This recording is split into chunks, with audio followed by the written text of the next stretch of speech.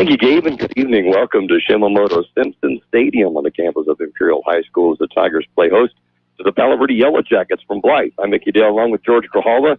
We're happy to begin a 3-game homestand after opening the season 3-1 with a trio of games on the road. And tonight, another simulcast, George, here on 1230 AM Kxo on the radio and on the YouTube channel. Yeah. We have a lot of people listening on the YouTube channel, too, man, don't we? That's exciting. A little nerve-wracking, but it's exciting. And we'll tell you about some of those people and where they're at. Literally all over the world tonight, we'll tell you about. And George, it looks like the weather may be starting to change. Our low temperatures have been in the 70s all week, may possibly get into the 60s next week, and some west breezes this week. We were supposed to have one tonight. I don't know what happened to it. The flag's just barely moving. The flag's just a tiny bit, but the good part is the sun has now set. And it was right straight in our face, but it is now set behind the purple mountains majesty, and the kickoff temperature around 96 degrees tonight. Should dip into the mid-80s by the final whistle. And the ninth-ranked Tigers come off an impressive 44-14 victory over the Gila Ridge Hawks in Yuma last week to improve their record to 3-1. It's the third consecutive win for Imperial, and all have been by at least 3 touchdowns. And you told me before the season started that head coach David Shaw said, we'll be able to put some points on the board. We're going to put some points on the board, is what he said. And it's exactly what we've seen the last 3 weeks. Yeah, good to see. A lot of offense. That first game in West Hills, we overthrew 4 or 5.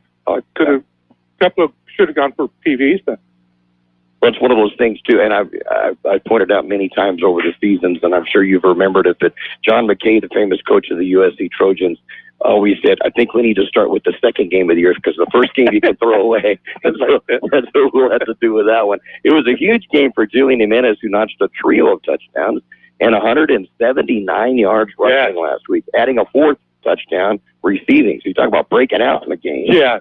Holy smokes.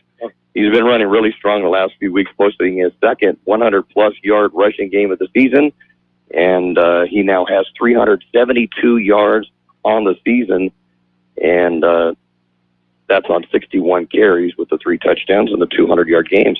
And quarterback Jaden Ayala, another solid outing, completed 8 of 15 for 139 yards and 2 touchdowns. He also scored a rushing touchdown, his 3rd of the year. And Jared Nixon joined Jimenez with a receiving touchdown, his 2nd of the season. And Jaden Wilson, another long one. I think he had a 47-yarder here for a touchdown, had a 49-yarder last week when Gavin Robles came in late in the game to get some snaps. And defensively, Darian Romo led the Tigers with 7 tackles. But I think the big key, and you'll probably admit it too, is Brandon Felix, 2 interceptions. That gives him 3 on the season. Yeah. In 4 games. So well back there. Done a great job back there. And sophomore Adrian Cortez also had a pick, his 2nd in as many games. And the team had 4 more sacks against the Hawks, and they have 10 now in 4 games. They're meeting the number 11 team in Division III of San Diego Section CIF, the Palo Verde Yellow Jackets. They were the 2021 Division V champions, coming within 6 points. Lost to Quartz Hills by 26-20 score, I think it was, of making it into the state tournament. So San Diego CIF moved them up a division, Division IV. They won that one again and won the San Diego Section Championship for the 2nd year in a row. However, as we were talking about before we came on the air, 3 of their big superstars all graduated. Marcus Macon, who last year rushed for 2,160 yards and scored 30 touchdowns. Unbelievable. Graduated. Then Xavier Bejarano added 1,930 yards and 26 touchdowns, over 4,000 between the 2 of those guys rushing. And then 6'2", 245-pound fullback Jonathan Crow ran for another 915 yards and scored 10 touchdowns. So the 3 of them combined for 126 touchdowns in their career, and they all graduated last June. But their head coach, Wally Grant, still want to take quite seriously, and we'll look at the Jackets when our pregame show continues in just a moment. El Zarape restaurant in Imperial is 100% authentic Mexican cuisine. Their extensive menu features traditional handmade Mexican dishes with nothing but fresh ingredients. El Zarape restaurant has taken it over the top with their creative ideas like stuffed special quesadillas with carne asada, shrimp, or pollo asada. There are 17 different burritos. El Zarape Restaurant, 139 South Imperial Avenue in Imperial. Or call in your order at 760-355-4435. Open Monday through Saturday, 9 a.m. to 7 p.m. Roto-Rooter, your plumbing and drain cleaning specialist. Roto-Rooter offers full services from hydrojetting to camera inspection, water heaters, faucets, garbage disposal, anything that's clogged up. They'll take care of the problem right. Roto-Rooter is a locally owned family business with 60 years in the Imperial Valley. Call the experts at 760-352-6789 or 344-2533 on the north end. Roto-Rooter. When drains don't work, we do. George Grijalva on Kxo for tonight's game between the Imperial Tigers and the Palo Verde Yellow Jackets. Now, the Tigers were thumped by the Jackets last year 33-9 in Blythe. Imperial has won 9 of the previous 10 meetings against their foes from Blythe. Yellow Jackets come into the game tonight 2-2, but look to extend on their 2-game winning streak. Palo Verde opened the season at Calexico, and the Bulldogs notched a 14-7 victory. I should say the unbeaten Bulldogs. Yes, the 4-0. Yeah. Wow. We're going to see them in a couple of weeks. The following week, they lost to Coachella 41-21 before posting a 40-38 win at Grossmont up in La Mesa and then shutting out San Jacinto Valley Academy 33-0 last Friday. They used the same tight multiple option double wing offense, similar to the old fly offense the Coachella Arabs used so successfully in the 1970s and early 80s. And they use it on all 3 levels of play, including the freshman and the JV teams. They don't pass much, but they'll use it as a surprise. You've seen that before, and that's what they'll do, is all of a sudden it's run, and then pull up for a pass. They got it. Got to be ready, yeah. So that's always on a surprise. Quarterback Gabriel De Leon has completed 7 of 11 passes, but for 153 yards and a pair of touchdowns. But unusually they run. Daniel Fernandez has gained 514 yards on the season with 7 touchdowns. Erico Ramirez has added another 189 and a pair of scores, and Julius Lastly has rushed for 161 and a touchdown. So there'll be a lot of play fakes as the Tigers come out onto the field. All black. All black. First time we've seen them in all black uniforms with the red helmets and their number on one side of the helmets. The Yellow Jackets on the far side of the field in all white jerseys, but with yellow numerals, kind of hard to see against them. Not much of a contrast with the white. Green pants and dark green helmets. And we're just a little bit before our opening kickoff. We'll be back with our pregame show, and we'll look at the schedule for the night and one score from last night involving Valley Schools. That'll be coming up in just a moment. Start that day off right with your favorite drink from Brick House Coffee, next door to Brick House Deli at the Lisa Tucker Center in Imperial. Brick House Coffee has so many drinks to choose from. Hot drinks, blended drinks, or cold drinks, including the best tea in the valley with different flavors. Open daily with a convenient drive-thru. And next door, Brick House Deli with big, bold, fresh flavors. The Valley's premier deli, serving breakfast and lunch. So come visit them both at the Lisa Tucker Center on West Ayton Road in Imperial. The Imperial Tiger Football Association was started years ago to help the football team with much-needed equipment and sending players to special training. Through their fundraising efforts, the Imperial Tiger Association is proud of what they have accomplished and what they will continue to do in the future. They are always looking for new members. You can call Victor at 760-960-6317. That's 960-6317 if you're interested in helping out. Go Tigers! Thank you, Dale and George Grijalva here to call the action on Kxo Radio and on Kxo YouTube channel. Tonight's Imperial Tiger Palo Verde Yellow Jacket non-league contest. Tigers come in 3-1, ranked number 9 in Division III, while the Jackets are 2-2 on the season, ranked number 11. One game already in the books. The Central Spartans were on the short end of a 34-6 score to a strong Granite Hills Eagles team out of El Cajon in a game heard last night on KXO. And tonight among Imperial Valley League schools, the 2-2 Southwest Eagles will be in La Quinta to take on the Blackhawks. The unbeaten and 4-0 Calexico Bulldogs will make the short travel to Holtville. And unbeaten Brawley will head over the Gill to face University City. And we'll take a look at the Desert League and who's in action tonight as our pregame show continues in just a moment. Johnny's Burritos, an Imperial Valley tradition since 1963. 3 locations, Raleigh, Imperial, and El Centro. Delicious burritos, including your favorite breakfast burritos, made just the way you like it. Tacos and taquitos, sandwiches, burgers, carne asada fries, and so much more. And don't forget their delicious Johnny's sweet tea. Johnny's Burritos in Raleigh, Imperial, and El Centro.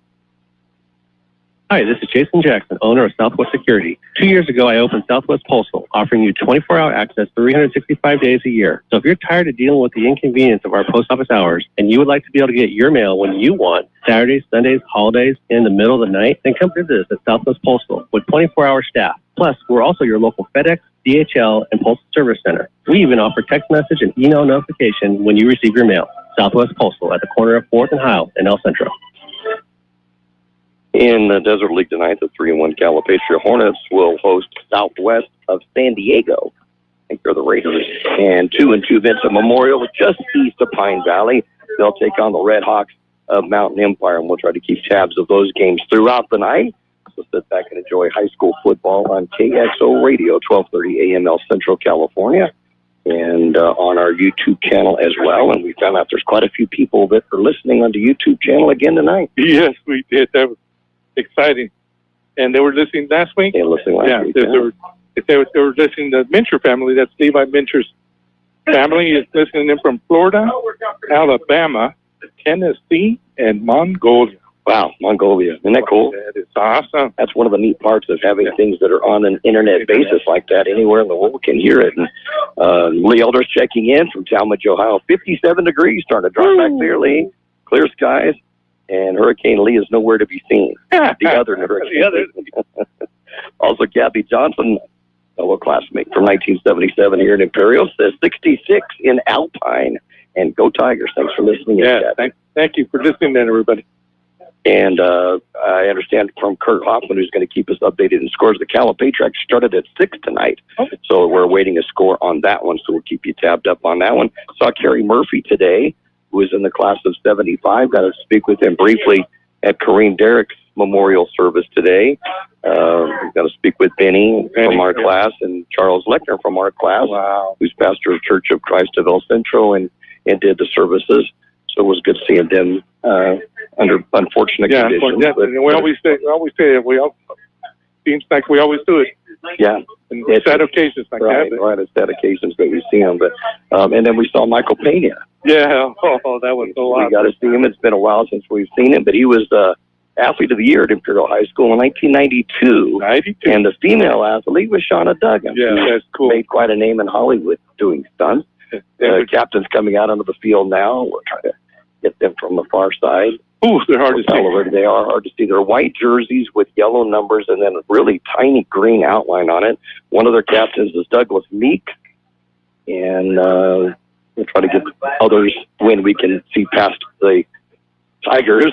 And that's Jaden Ayala, one of the captains. Ethan Reeves, a captain. Jose Apodaca? Jose Apodaca, number 66. Yeah, we have a 33. We have not had a 33 this year, so we'll have to find out who 33 the other captain is. Maybe using a different number tonight, and so that might be what it is. The Tigers are in all black uniforms tonight, shirts and jerseys and pants with red numbers, a white outline. They're easy to read, but Palo Verde are not going to be easy to read tonight. And with an offense of the double wing where there's a lot of play action fakes left and right, it's going to be interesting to be able to see this. Now, the captains are on the field. They have done the coin toss. You know who he looks like is Joel. Oh, instead of 36. Okay, we'll take a look at that. On the field. The Tigers will be getting the ball first. They'll defend the northern goal. As you know, the Shimamoto Simpson Stadium runs north and south, and so the Tigers will be starting off from the north. And I think you're right. I'm looking for a 36 on the sideline, and I don't see one. So that's it. Going. Okay. Yeah. So he'll be 33 tonight, so we'll have to keep. So we have 85, 53 was the captain over there, and that's the only two that I could make out. And I was telling you, too, before we started tonight, our cousin David Moore up in Linden, Washington, which is about 10 miles from the Canadian border. His mother, Rowena Jackson, was in the Imperial High School class of 1955. Kareem Derrick, or Agnew at the time, was in that class. My mother was in that class. Bill Wendell was in the class.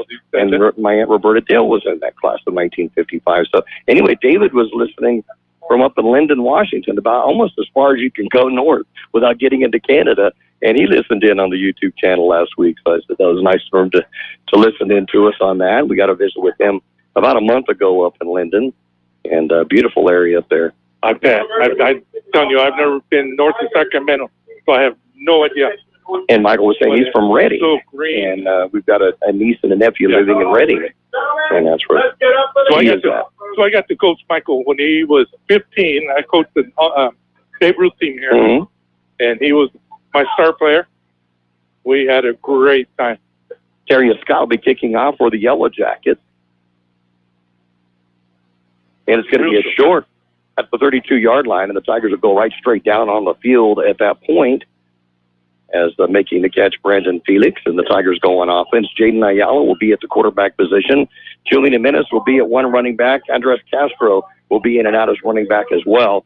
Jaden Lopez, Jaden Wilson, Jarrett Nixon, and Joel Villacampos will be at the wide receiver spots.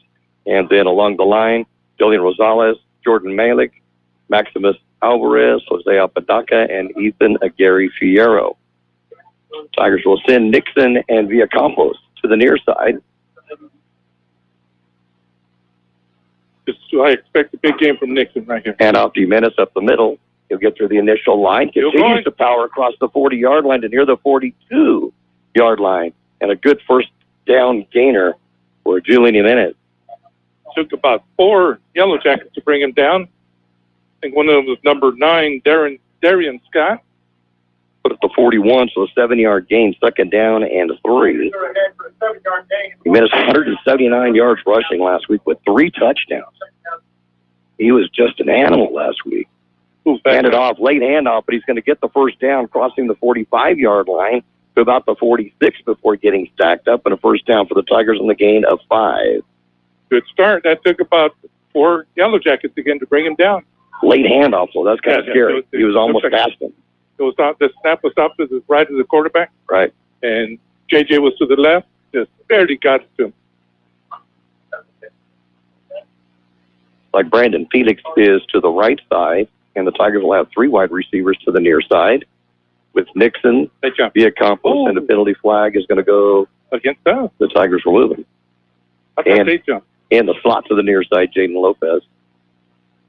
I don't know. Those Jackets are moving back, but it is going to go against the Tigers. The 5-yard penalty will make it a first down and 15 and bring it back to the 41 again.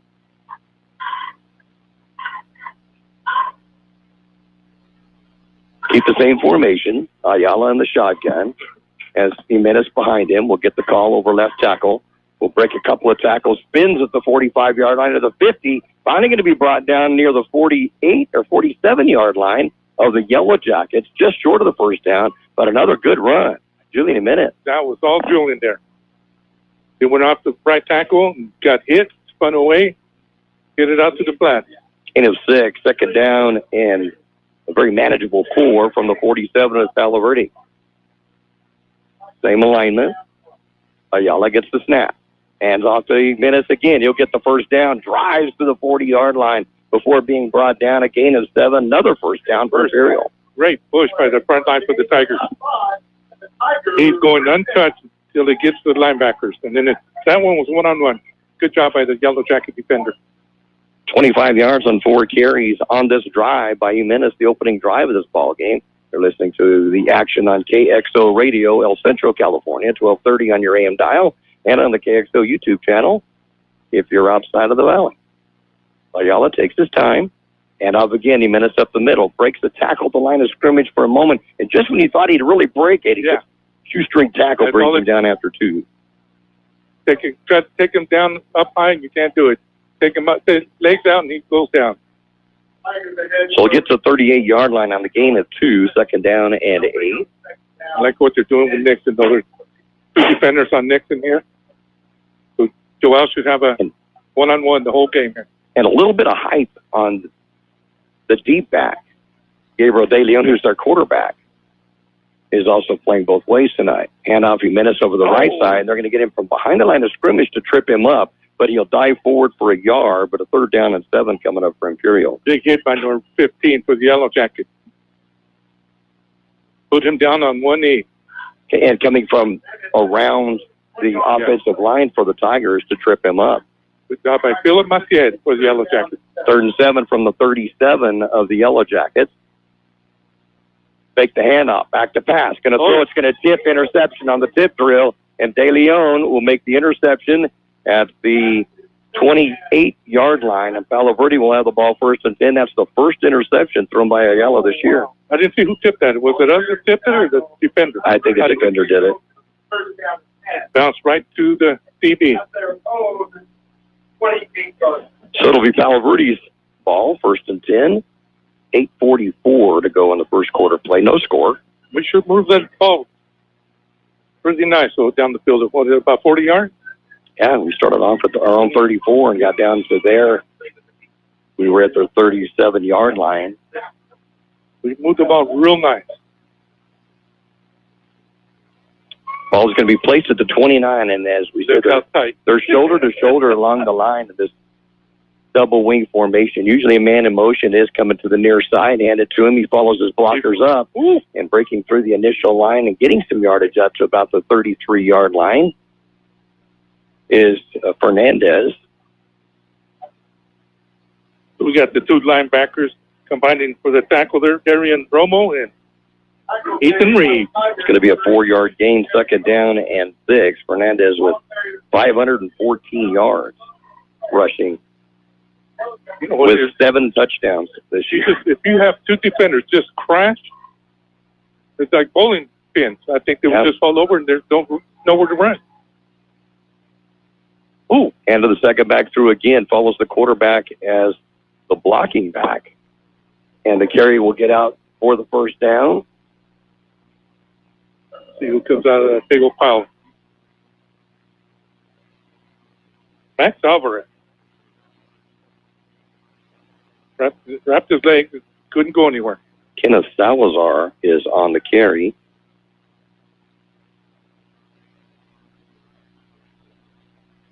They're so tight. I think if you just crash the two defensive ends. Well, then you don't know who has the ball. Yeah. But just lock it up inside. There's a gain of 4, so third down and 2 coming up at the 37. Third down and about 2 yards for free. De Leon, a quarterback under center, going to pitch it to the left side, and going to get back to the line of scrimmage, but the Tigers are going to stop him as Erico Ramirez is the ball carrier. And looks to be at the 38, so maybe a gain of 1. So fourth down and 1 coming up from the 38. Doesn't look like they're staying in. Good job by Ethan Reed. Got to come up with one big one right here, and a 4th and 1 from the Yellow Jacket 38-yard line. I'll take an illegal procedure, too. Bump them back about 5 yards. Yellow Jackets taking their time coming up to the line of scrimmage. Again, they're shoulder to shoulder along the line. Then they'll have a wing back on each side, and the quarterback and a timeout is called. 6:35 to go in this first quarter of play, and it's the Tigers 0 and the Yellow Jackets 0. Wake up with us at Broken Yolk Cafe. Open daily at 7 a.m., serving you your favorite breakfast. From omelets, pancakes, how about eggs Benedict, waffles, and yes, Mexican breakfast too. Broken Yolk Cafe also serves lunch till 2 p.m. From sandwiches, salads, and yes, of course, the all-American cheeseburgers. You can order online at Broken Yolk Cafe El Centro or call 760-352-9655. That's 352-9655. For over 60 years, the Imperial Quarterback Club has supported all sports teams at Imperial High School. The money they raise goes a long way keeping our kids busy with school activities. Members are parents and community people who care and want to donate their time. If you would like to become a member, please call Betty or Larry Zen at 760-355-1312. That's 355-1312. The Quarterback Club wishes the Imperial Tigers a great season. Go Tigers! Philip Macia will be brought in for heavy beef in the backfield, and they're going to hand it second back through over the right side. He'll get the first down, breaking open, and getting across the 50-yard line to the 46 of the Tigers is Fernandez, Janiel Fernandez, and that's their leading ball carrier. I think he's a leading ball carrier for them with 7 touchdowns on the season, and that just broke open, just like that. It did. It's going to be a gain of 12 or 17 yards on that one. Just a quick hitter. It's like he just bunched up, and all of a sudden he popped right out. Broke it to the outside, and Darian Romo brought him down from behind. So first and 10 Yellow Jackets on the Tiger 45-yard line. De Leon under center. Wilkie Maciel behind him again. Fernandez is on the left wing. And he goes in motion, gets the pitch over the right side, gets over the tackle. They just get a lot of beef up front and just start trying to push all together. And he gets another couple of yards, make it 3 yards to the 42. It'll be a second down and 7. The Campos, his first tackle of the night, and Danny Esquivel. I like what Esquivel did. He went around the tight end and tripped him up from behind.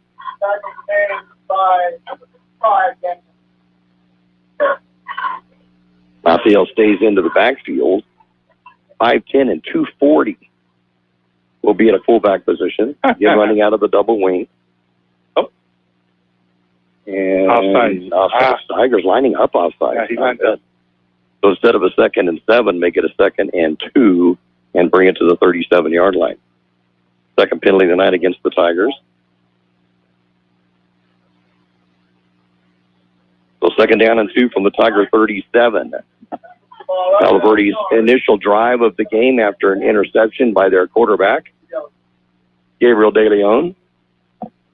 And he goes in motion, has a second back through on the left side, gets stacked up at the line of scrimmage, but he'll power forward for a yard, and a third down and 1 coming up from the 36. Ball carrier is Erico Ramirez. Real close.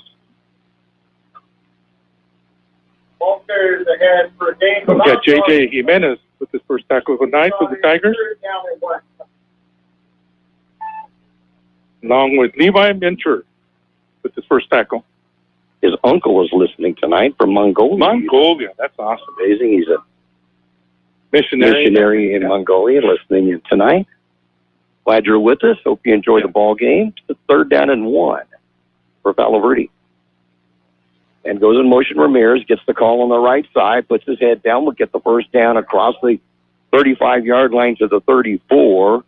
Gain of just 2, but enough for a first down for Palo Verde. Darren Rummel, I got him with the third tackle of the night for the Tigers. 26 yards on 4 carries for Fernandez in this game at 514 coming into the game. Wow. It's working. Yep. You know, It's 3, 4, 5 yards to carry. That's all they got to do. Tough offense to bring down because it's hard to find where the football is at. A lot of multi-options in this. De Leon will go back under center again. They'll stay under center pretty much the game. Ramirez will be on the left wing. And Erico Ramirez on the right. And up the middle. Man, a big gainer up the middle as the 240-pound fullback will get all the way inside the 25-yard line to about the 23 and a gain of 11 yards on a first down for Palo Verde. Get a number and who brought him down. I can't see it. Oh, it's Darren Rummel. 2 big boys going at it. Leo's averaging 10 yards a carry. Oh, he is. Okay. I can see that. Yeah, and 11 on this one. You cannot arm tackle this man. No. He comes out of the ball game and coming in to replace him is Jamie and Solorio at the fullback slot. Ramirez in motion, gets the pitch around the right side. Will get positive yardage down to near the 20-yard line. We'll mark it at. They're going to mark it at about the 21, so a gain of a couple, second down and 8. Got Darren Rummel with 5 tackles already. 2:48 left in the first quarter. Already taking their time when they come up to the line of scrimmage, don't they? Real deliberately as they go slowly up there. Like they're not sure what they're doing. Maciel comes back in. Hand out Maciel up the middle. Going to get stacked up by the Tigers this time. At the line of scrimmage and a fumble. And picked up and carried by the Tigers. Campos will take it out of their hands, and then we'll get out across the 35-yard line. And the Tigers have possession of the ball, first and 10 at their own 36-yard line. Somebody tripped. I see the ball jump up in the air, right to Joel, and he took off. Just got tripped up, or he's gone. I didn't get the number that tripped him up, but it's probably the quarterback. You see, after he handed off, he went that way. For Campos, that is his second fumble recovery of the season. Comes at a great time, though. Perfect. Palo Verde was moving the ball down the field pretty well. So with 2:22 to go in his first quarter play, no score. Tigers the ball, first and 10, and they're at their own 36-yard line. Ayala, quarterback, will keep him minutes in the backfield with him. Back to pass.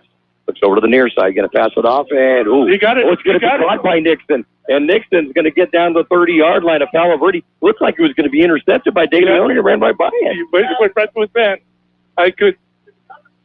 Did he cut that? I couldn't believe he cut I it. didn't either, because like I said, De Leon kind of was floated out there. Yeah. And De Leon, the safety, came up. We had the interception earlier, and it looked like he had a track on it and just completely missed it, or maybe lost it. I don't know. Good But concentration by Nixon Nick. was a great job of catching the ball, and the Tigers have the football 1st and 10, and they're now at the 27-yard line of Palo Verde.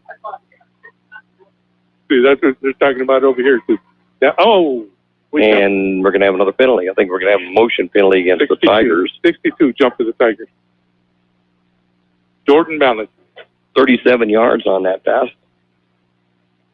Jordan is a 6 foot, 285-pound offensive lineman for the Tigers.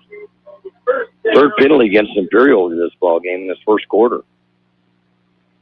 For Nixon, that catch was his 11th of the season. I still can't believe that he was able to catch it. I didn't either. Yeah, I thought that was a pick six. I did too. I thought it was also. Ayala, quarterback from the shotgun, will hand it off a few minutes up the middle. And Julian's going to hit hard, stood up at the 30-yard line and brought down at that point. And it will be a short gain on the play of 3 yards. So a second down and 12 coming up. Erico Ramirez came up with the tackle for the Yellow Jackets, along with number 23, Jamin Tolorio. Here we go. No. Back to pass, going to pass it, going to complete it to Nixon, who gets hit hard as he jumps up in the air, but holds on to it at the 15-yard line, and another first down for the Tigers on a gain of 15. Just this quick slant from left to right behind the linebacker, and in front of the DB. Good job by the DB to get there, hit him before he even came down with that ball. 52 yards on those two catches by Nixon from Ayala, and the Tigers with the ball 1st and 10, now at the Palo Verde 15-yard line, timeout on the field. 51 seconds to go in his first quarter play. It's 0-0 here in Imperial. Did you know that about 1,000 students from around the Imperial Valley are getting a jump on their college careers by attending IDC classes right now on their own high school campus? Ask us about our dual enrollment programs, available to students at most Imperial Valley high schools. Get started now at the #1 community college in the nation. Check us out. For information, go to imperial.edu and search dual enrollment. That's imperial.edu. Kxo Sushi Bar and Grill in Imperial is serving the best Japanese cuisine in the Imperial Valley. Kxo Sushi offers you 50 different sushi rolls, plus beer, wine, and sake. And they also have teriyaki chicken or beef, rice and noodles. Kxo Sushi Bar and Grill in Imperial. They're open daily from 11 a.m. till 9 p.m. Kxo Sushi also caters and welcomes big groups anytime. Call 760-355-4440. That's 355-4444. Your takeout.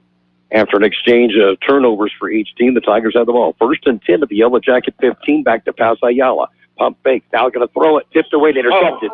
Another tipped ball that's going to be intercepted by Palo Verde, and they will stop the Tigers at the 15-yard line. Let's see who got the interception on that. I didn't get the number. It's hard to spot. Yeah, they turned sideways. I think it's number 5. Yeah, that was intended for Jaden Wilson.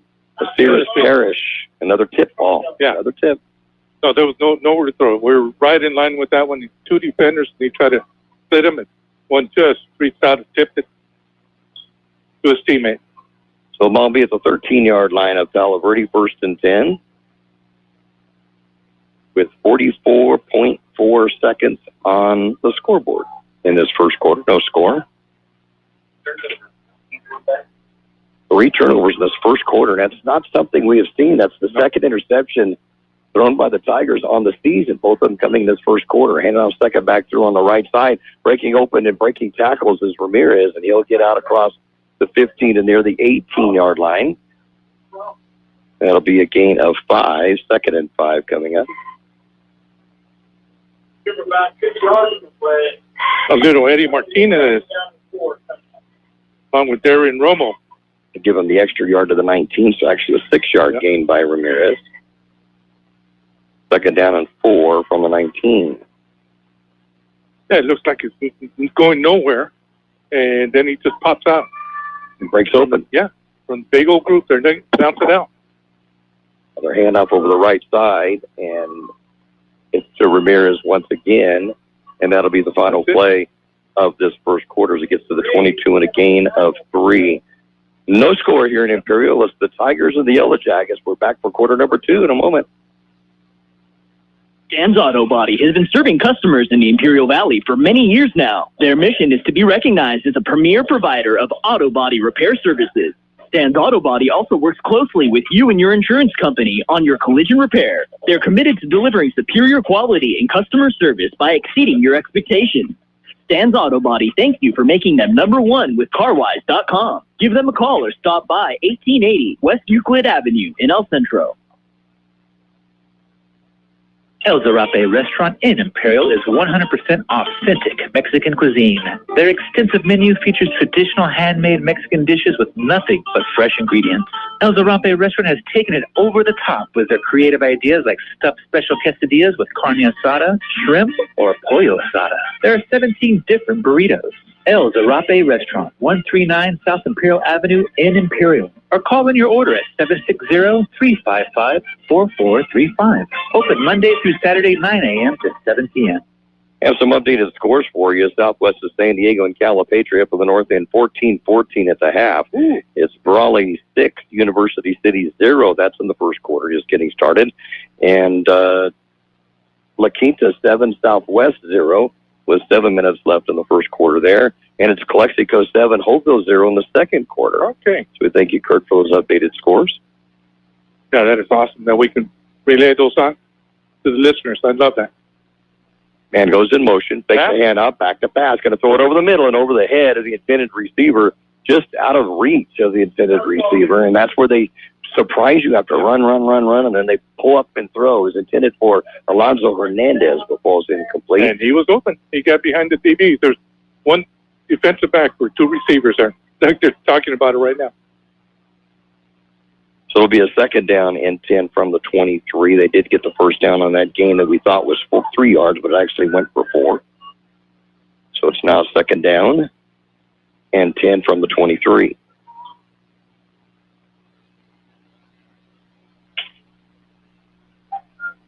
There we go. And goes in motion. Ramirez over the right side, gets the pitch, tries driving over the top, but there's nothing there. Good job defensively for the Tigers. Across the line, Levi Mincher, Jordan Malik, Maximus Alvarez, Jose Apodaca. No gain on the play. Third down and 10 from their own 23. We hope we found something. We'll stop that. He tried to jump over the line. And that's all they're doing. It's collapsing and dropping. All of a sudden, the running back pops out of the backfield. Like a scrum. Third down and 10. Oh, outside. We pitch out to the right side and getting some room to run and getting the first down out to near the 35-yard line. It's going to be Ramirez once again. And it's his 9th carry of the night. And this will be marked down at the 34-yard line, a gain of 11 and a first down. See who this is coming now. You make the tackle. I can't see his number.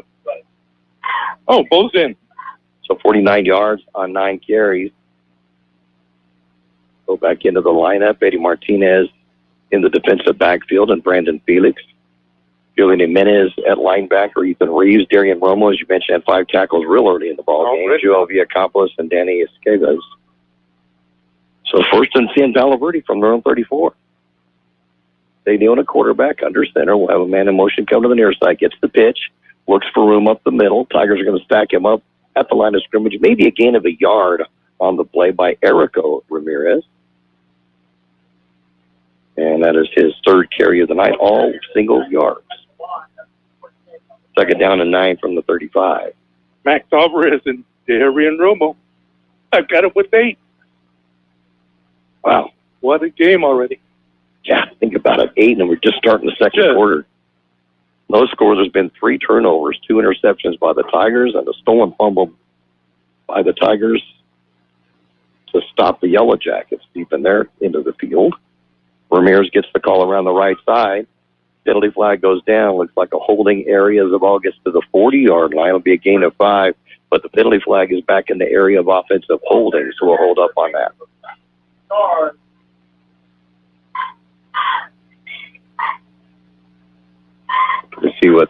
Still haven't said anything yet. hadn't made a motion yet.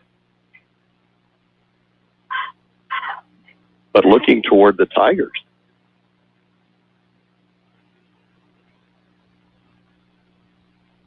Ball was at the 35. We're still waiting for what the official call is. Let's see if we get it now.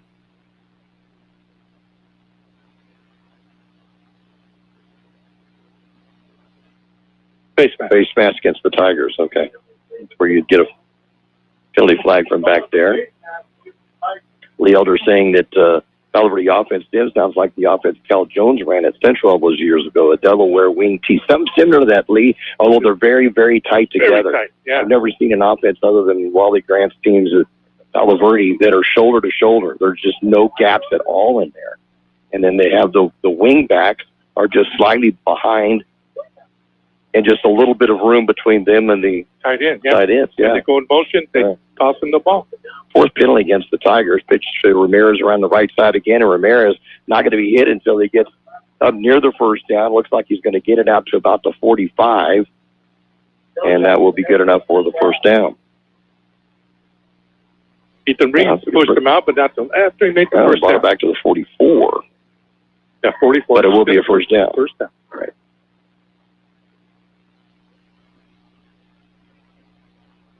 Yeah, Ethan pushed him out of bounds. It looked like he went down hard. Came up a little slow, but he's up in the middle of the pack there. First and 10 at the 44-yard line of Palo Verde after the first down run by Ramirez, his 10th run of the night for 54 yards, unofficially. And a first and 10 at the 44.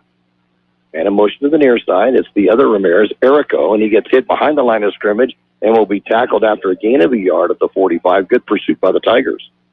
Look who it is again. Can you believe it? Oh. 1-8, Darren Romo.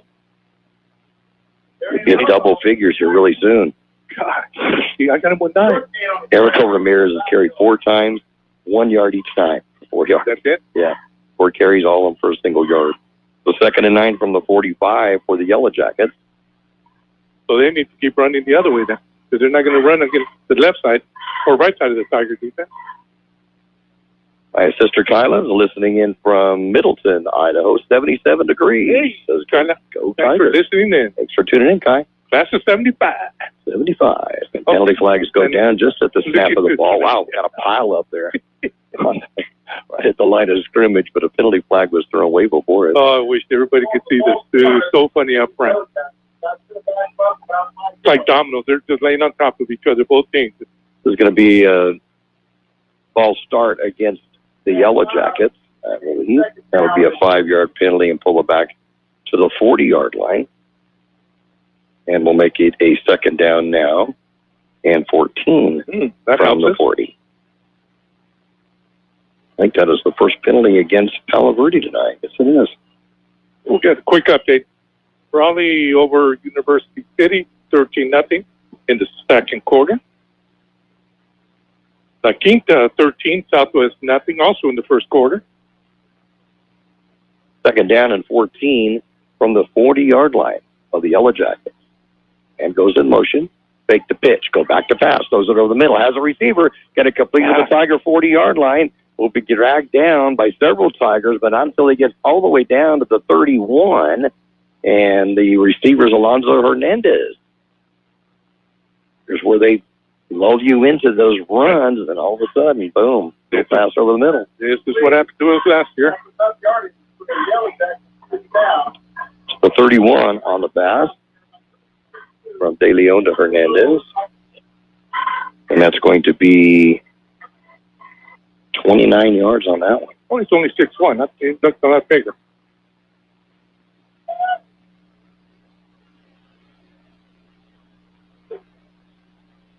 Just perfect throw right in the fingertips. Doing it again. In motion, going to pass it, tips off the hand of the intended receiver on the near side, and it's Parrish. It will fall incomplete. 2nd down and 10 from the 31 of Imperial. Eddie Martinez there again for the Tigers.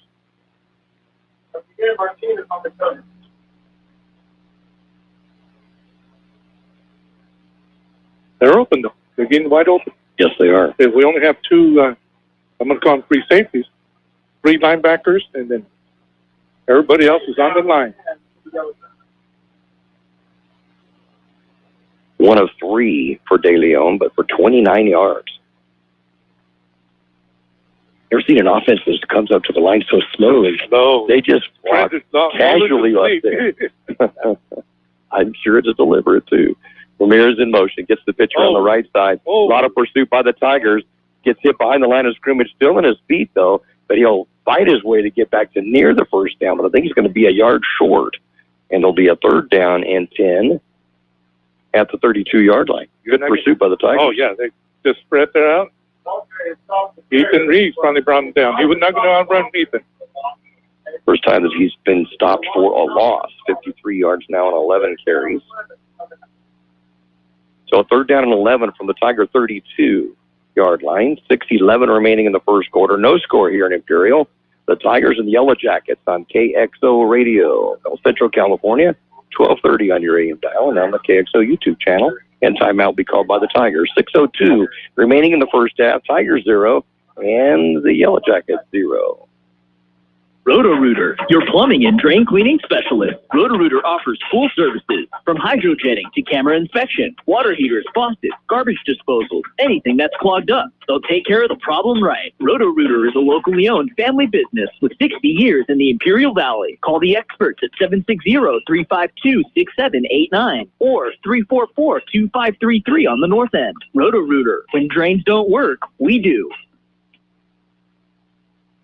Start that day off right with your favorite drink from Brick House Coffee, next door to Brick House Deli at the Lisa Tucker Center in Imperial. Brick House Coffee has so many drinks to choose from. Hot drinks, blended drinks, or cold drinks, including the best tea in the valley with different flavors. Open daily with a convenient drive-thru. And next door, Brick House Deli with big, full, fresh flavor. The Valley's premier deli, serving breakfast and lunch. So come visit them both at the Lisa Tucker Center on West Ayton Road in Imperial. Thank you for listening in here in Imperial. And also our son Jonathan is listening back in Meade, Kansas with his wife Nora Bell and his son Peter, who's a fellow number 13 like you, and had his first tackle last night for the Meade Buffaloes. You know he's going to be good. There you go. Caleb listening in, and Sam and Andrew all listening in back from Meade. Glad to have you with us. Yeah, thanks for listening in. Ramirez in motion, but hand up the middle to Maciel, and he'll fight his way, almost gets the ball taken out of his hand, but then in a second effort will get all the way down inside the 25-yard line. As a helmet comes off and coming to the sideline, just one play out. Darian. Is it Darian Romo? Okay. Yeah. J.J. Jimenez come up with the tackle for the Tigers. Somebody almost tripped it. Did you see it? Yes, it did. Yes, it did. Ends up being a 9-yard gain, though. Fourth down. About 2. About 2 to go from the 23. That would have been cool if they could have taken that one. Oh, yeah. And it was open where you could see it, and then there was a lot of green grass between there and the goal line. You could see that his right hand go up, still carrying the ball. Maciel, a 240-pound strong young man, and the Tigers are going to jump offside. And I don't think that they were drawn. Oh, that'll be a 5-yard penalty against Imperial, and it will give a first down to the Yellow Jackets. Tigers got a lot of penalties this game. See, 1, 2, 3, 4, 5 penalties in the game now. Wow. I think they went up to do the just that to the Tigers, just a whole line jump. 4 of the 5.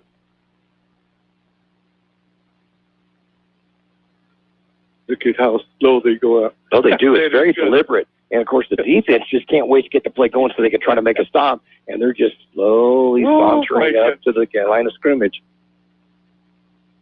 De Leon under center has a man in motion going one way. It looked like a broken play, but carrying the ball, jumping over the initial line is going to be Erico Ramirez.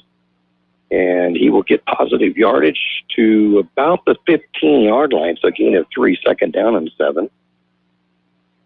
Ethan Reeves with the tackle for the Tigers. Yeah, it looked like the 2 running backs ran into each other. Yeah, crossed. I don't think it was supposed to be planned that way, but they did get 3 yards out of it. Second down and 7. 1 running back. That's it. Yeah, Jamie and Solorio back in at running back. Man in motion is Ramirez, and Erico will get his shirt grabbed and brought down. Who brings him down by the shirt tail? Was that Jimenez? No, I think it was Villacampos, 33. I thought it was 7. I thought it was 7? JJ, yeah. I think it was Okay. JJ. He grabbed the jersey and wouldn't let go. And so it'll be a gain of a yard, but nothing more. And a 3rd down and 6 coming up from the 14. Good job of holding on. Yeah. That's where you needed that Earl Campbell tearaway jersey. There you go. Remember how he would finish, you just see shoulder pads. Yeah. You wouldn't see any jersey at all left. And Earl, Tyler Rose. Those were some fun times back in the NFL in those days. Bum Phillips, yeah. The Oilers is the head coach. Man in motion, Ramirez gets the call over the right side, gets tripped up behind the line of scrimmage. Jimenez was there to maybe get a trip on that. There'll be no first down on that. Gain of a couple, but a 4th down and 4 coming up. Okay, good. And the ball at the 12-yard line. Ball carrier takes it down after a short gain on the play. That gain of 2 gives him 55 yards on 12 carries for Januel Fernandez. Here comes the big boy. And there he comes. We're going to bring Maciel back in. Phillip at 5'10" and 240. But pretty agile. Yeah. Oh, and up to the right side. Oh, he's got it. Trying to get the first down. Makes a 360 short. spin. And Ethan Reeves holds him. I think he's going to be a yard short. Awesome. He is short. It's going to be a yard short. Ethan Reeves, great job of holding that to just a 3-yard gain. And the Tigers defense pulled. They bent, but they didn't break. Oh, gosh. He made the outside, too. He had already turned the corner. I thought he was gone. I did, too. And he made a spin move, and then Ethan grabbed him and pulled him down. Spun him around, pulled him down. Great stop by the Tiger defense.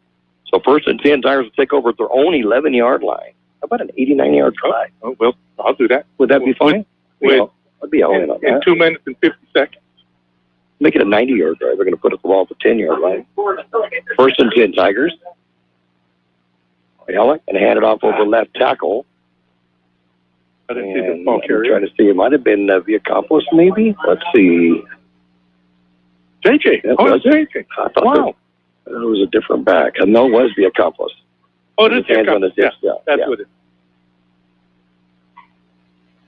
And so it'll be a gain of a couple of yards in the play. 2nd down and 8 from the 12. Villacampos wearing number 33 tonight instead of the 36 he normally does. That's his first year. Right. Oh. Two running back crossing the backfield. Yeah. And Jimenez ends up with the football and will have no gain on the play. 3rd down and 8 from the 12. That just took too long to develop. The 2 running backs, one delayed and the other one crossed in front of him. Just took too long. So 2nd down and about 8 to go. With the ball on the 12. 2 minutes to go in this first half. No score. Ayala from the shotgun. Jimenez behind him to his right.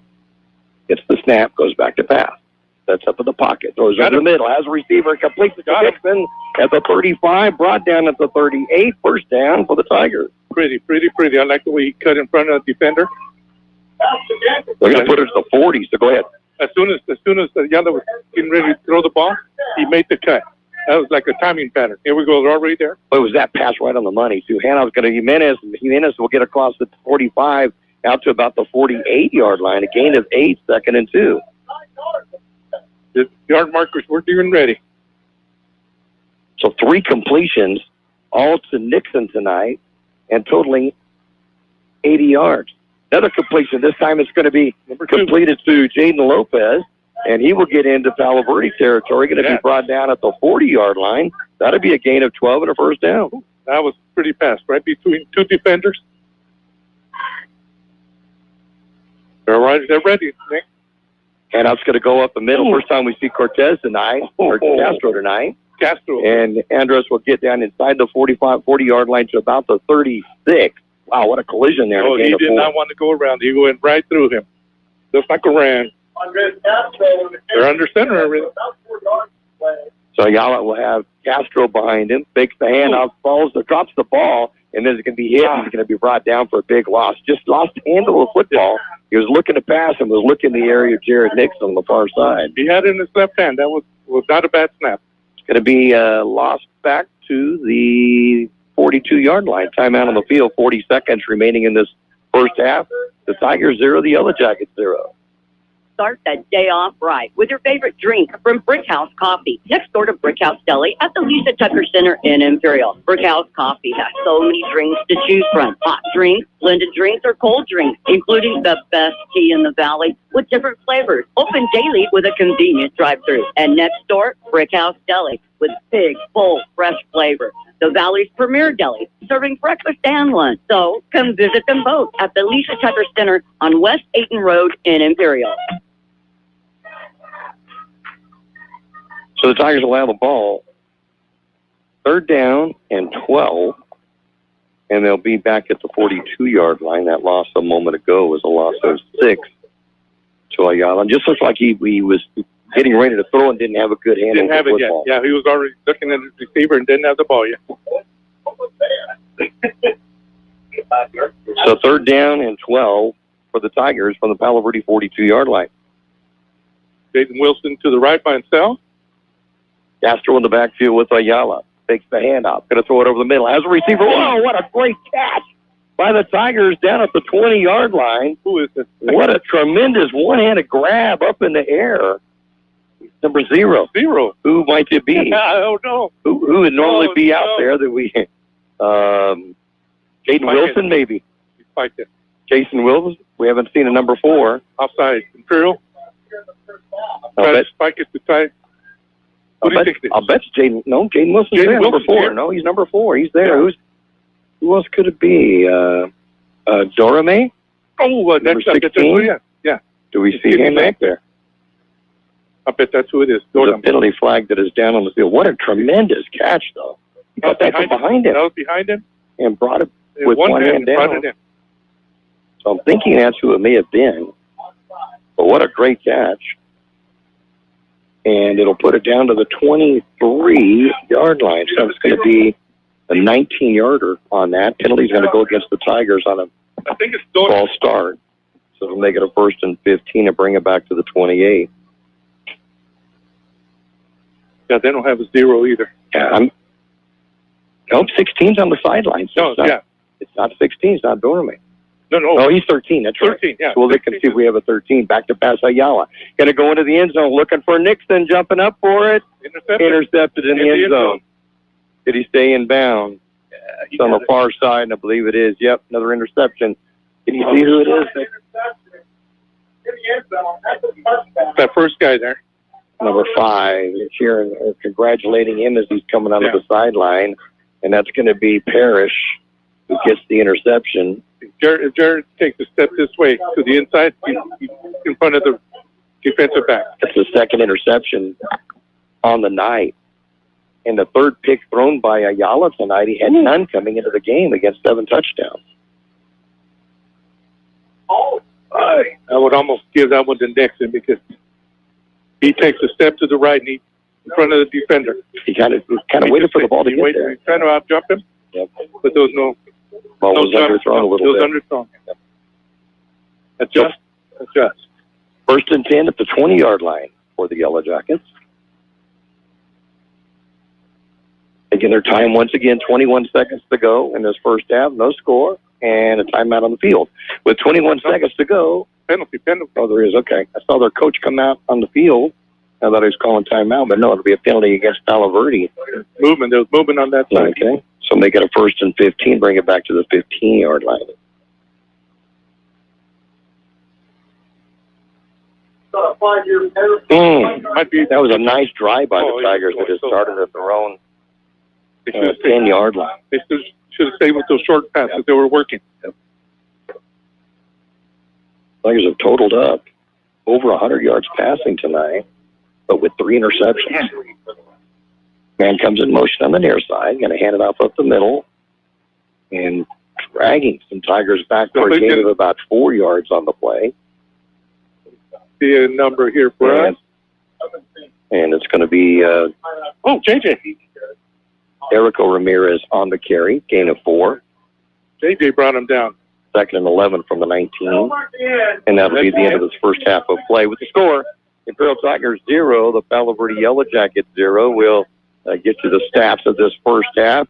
And we'll get a chance to look at the rankings in Division III as we come in at the halfway point of the season. Hard to believe that, isn't it, George? It's a nice end of the first half of the season, and we'll be back in a moment. The score, the Tigers 0, the Yellow Jackets 0.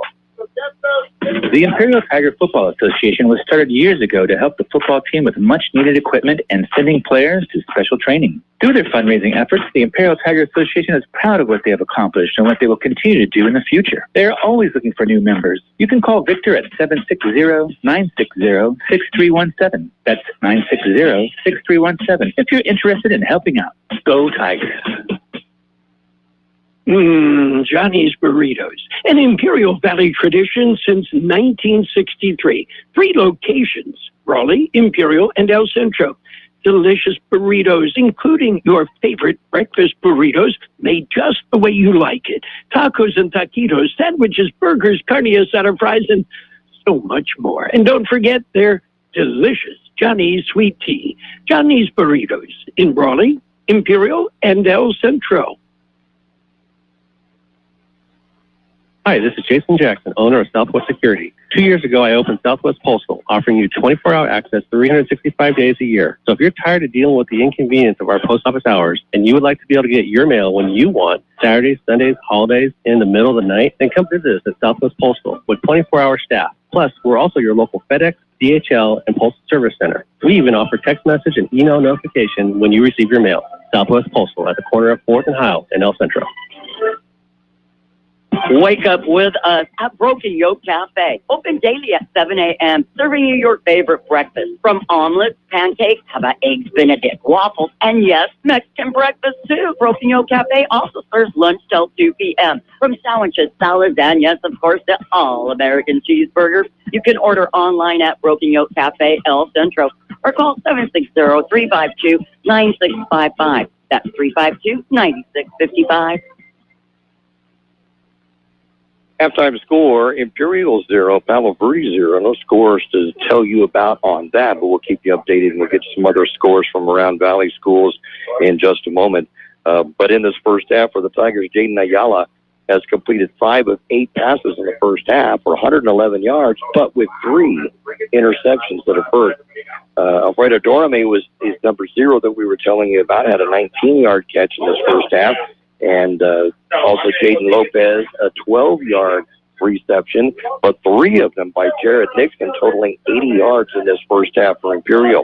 But not the rushing game that we were hoping to have. Oh, not at all. Julian Jimenez, 7 carries, 28 yards. Ayala was stopped on a 6-yard loss on the mishandle of the ball. And Joel Villacampos, 1 carry for 2 yards, so a total of 135 yards of offense for the Tigers. For the Yellow Jackets, Gabriel De Leon has thrown 3 times, completed 1 for 29 yards, and that went to Alonzo Hernandez. That was his 3rd catch of the season. But in the rushing department, Januel Hernandez, 12 carries, 55 yards, on his way to his 3rd 100-yard game if he continues at this rate. Erico Ramirez, 7 carries for 12 yards.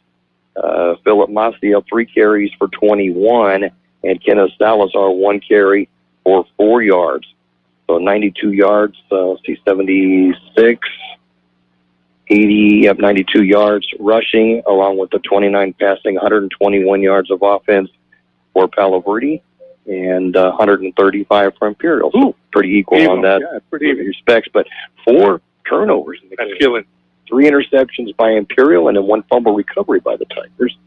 But not all year. And now we're saving it for this game. Yeah, things just not going the Tigers' way at this point. 0-0 is the score, though, and we'll take a look at the defensive stats for the Tigers in just a moment. For over 60 years, the Imperial Quarterback Club has supported all sports teams at Imperial High School. The money they raise goes a long way keeping our kids busy with school activities. Members are parents and community people who care and want to donate their time. If you would like to become a member, please call Betty or Larry Zen at 760-355-1312. That's 355-1312. The Quarterback Club wishes the Imperial Tigers a great season. Go Tigers! Did you know that about 1,000 students from around the Imperial Valley are getting a jump on their college careers by attending IVC classes right now on their own high school campus? Ask us about our dual enrollment programs, available to students at most Imperial Valley High Schools. Get started now at the #1 community college in the nation. Check us out. For information, go to imperial.edu and search dual enrollment. That's imperial.edu. Kxo Sushi Bar and Grill in Imperial is serving the best Japanese cuisine in the Imperial Valley. Kxo Sushi offers you 50 different sushi rolls, plus beer, wine, and sake. And they also have teriyaki chicken or beef, rice and noodles. Kxo Sushi Bar and Grill in Imperial. They're open daily from 11 a.m. till 9 p.m. Kxo Sushi also caters and welcomes big groups anytime. Call 760-355-4440. That's 355-4444. Your takeout. Halftime score, the Imperial Tigers 0, the Palo Verde Yellow Jackets 0. A couple of teams that were in the Imperial Valley League for so many years, and Palo Verde now in the Desert League.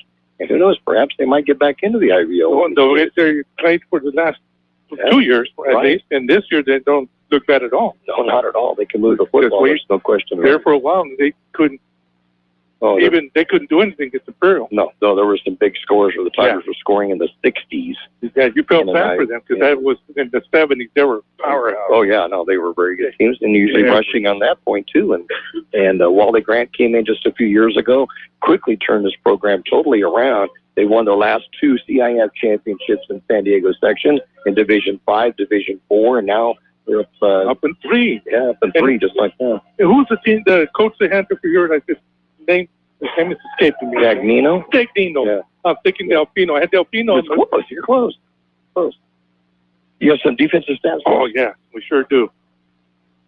Check this out. In one half, Darian Romo having with 9 tackles. Wow. Leading everybody. And then Ethan Reese also having a great game. He got 7. J.J. Jimenez with 5. Max Alvarez from the right tackle with 2. And then 1 each for Danny Esquivel, Levi Mincher, Joel Villacampos, and Bo Zinn.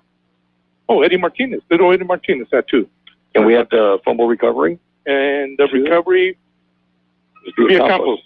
All right, that's the second recovery of a fumble this season.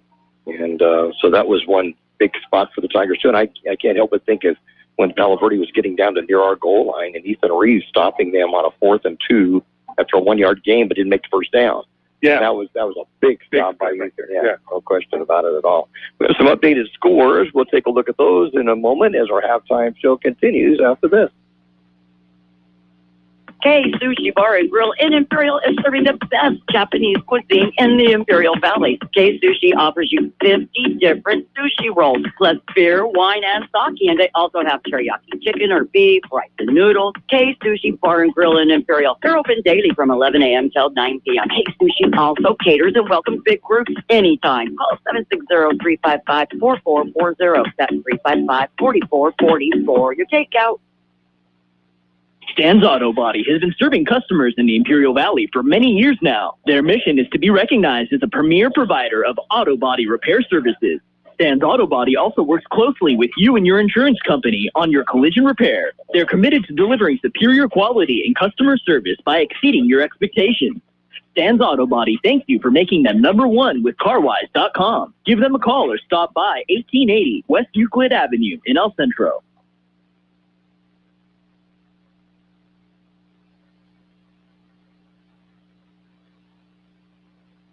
El Zarape restaurant in Imperial is 100% authentic Mexican cuisine. Their extensive menu features traditional handmade Mexican dishes with nothing but fresh ingredients. El Zarape restaurant has taken it over the top with their creative ideas like stuffed special quesadillas with carne asada, shrimp, or pollo asada. There are 17 different burritos. El Zarape restaurant, 139 South Imperial Avenue in Imperial. Or call in your order at 760-355-4435. Open Monday through Saturday, 9 a.m. to 7 p.m. No score here in Imperial. The Tigers and the Palo Verde Yellow Jackets here at halftime. And some updated score for you. It's Mountain Empire 35, Vincent Memorial 0, second quarter. What? That's a big surprise to me. La Quinta leading Southwest 20-0 in the second quarter. And Holville is tied up Calexico 7-7 in the second quarter. Ooh. That game being played over in Holville. And let's see, Brawley 13, University City 0, the Centurions up in San Diego. And that was in the second quarter. And haven't had an update. Halftime score last we knew it was Southwest of San Diego 14, Calipatria 14. We thank you, Kurt, back in the studio for keeping those scores for us. Didn't Hope beat Mount Empire? No, I don't think they have played them. I don't think. I'd have to look up their... I'd have to look that up and see. You know, we were talking about a moment ago of some of the scores that we've seen in the past between these two teams, and I was just running through back in 2005. Imperial won 16-14 in Palo Verde. Christian Ramirez, 122 yards rushing, 35 yards receiving to lead the Tigers. The very next year, he was playing at UCLA, and Imperial went 9-0-1 in the regular season. I remember watching him on TV scoring against Stanford when he was up at UCLA. He was an athlete. Yep, he was an athlete. Then if you go on down when Royce Freeman and Chris Carter running the backfield for the Tigers in 2011 in Imperial, 49-28 Imperial was the win. It's the first Imperial Valley League win over Palo Verde, and Royce would rush for 237 yards on 15 carries and scored 4 touchdowns. Remember Davian Stovall? Remember that? Yeah. Added 150 yards in the same game on just 4 carries and scored twice. And the Tigers would win their first Imperial Valley League title that year, in 2011. We went 5-0 on the season. The following year, we went to Palo Verde. Tigers come up with a 62-7 win. I think Jonathan is listening in back in Kansas. I'm sure he remembers that as the Tigers raced to a 35-7 halftime lead. Chris Carter, 10-13 passing for 132 yards and 3 touchdowns. And then a typical Royce Freeman night, rushed for 216 yards and 4 touchdowns. And then Davion Stovall again had another 101 yards and a 55-yard touchdown. And Manuel Silva, remember Manuel, had picked up a pair of passes. And Mark Benedict also had an interception to lead the defense. That was back in 2012. And then the Tigers would get their second IVL championship, and it would come after a 62-3 win over Palo Verde here in Imperial. The Tigers rolled up to a 55-3 lead at the half. Chris Carter completed 19 of 30 passes for 264 yards and 4 touchdowns, and rushed for another 90 yards himself, and scored a pair of touchdowns to lead the Tigers. Royce didn't carry much that night, still got 118 yards and 2 touchdowns, and Jacob Benton also scored a rushing TD. Sage Macias, a name for you, had 2 interceptions in that game. The Tigers go on to have an 11-0 record before losing to St. Augustine in San Diego in the semifinals. Oh, that sophomore running back. Yep. Oh, so upset after that. Yep. Yeah, that was a tough one to take. That was a long drive home. I remember Jonathan and I driving back. And yeah, no, I remember hearing a gentleman up. Remember they played down in the hole. Yeah, it was up at San Diego Mesa. Yeah, he's talking about this sophomore out running this superstar. Mm-hmm. So you put Royce behind the line. That line, they had a monster. He would have rushed for 10,000 yards. Right. Compare the lines. That's all. The next time the two teams met here in Imperial, the Tigers came up with a 63-24 win. Aaron Bonillas completed 13 of 19 for 229 and a school record 6 touchdowns to lead the Tigers. Brandon Hueso had 178 and 18. Was he a hard runner? Or what? I love to watch him. Even when he could barely walk, you give him the ball. He was tough. He found the energy and the strength. And 178 yards on 18 carries that night for Brandon and a touchdown. And Raymond Beeman, remember this? Yeah, he was so fast. Caught 3 passes and threw for a 4th one for a touchdown.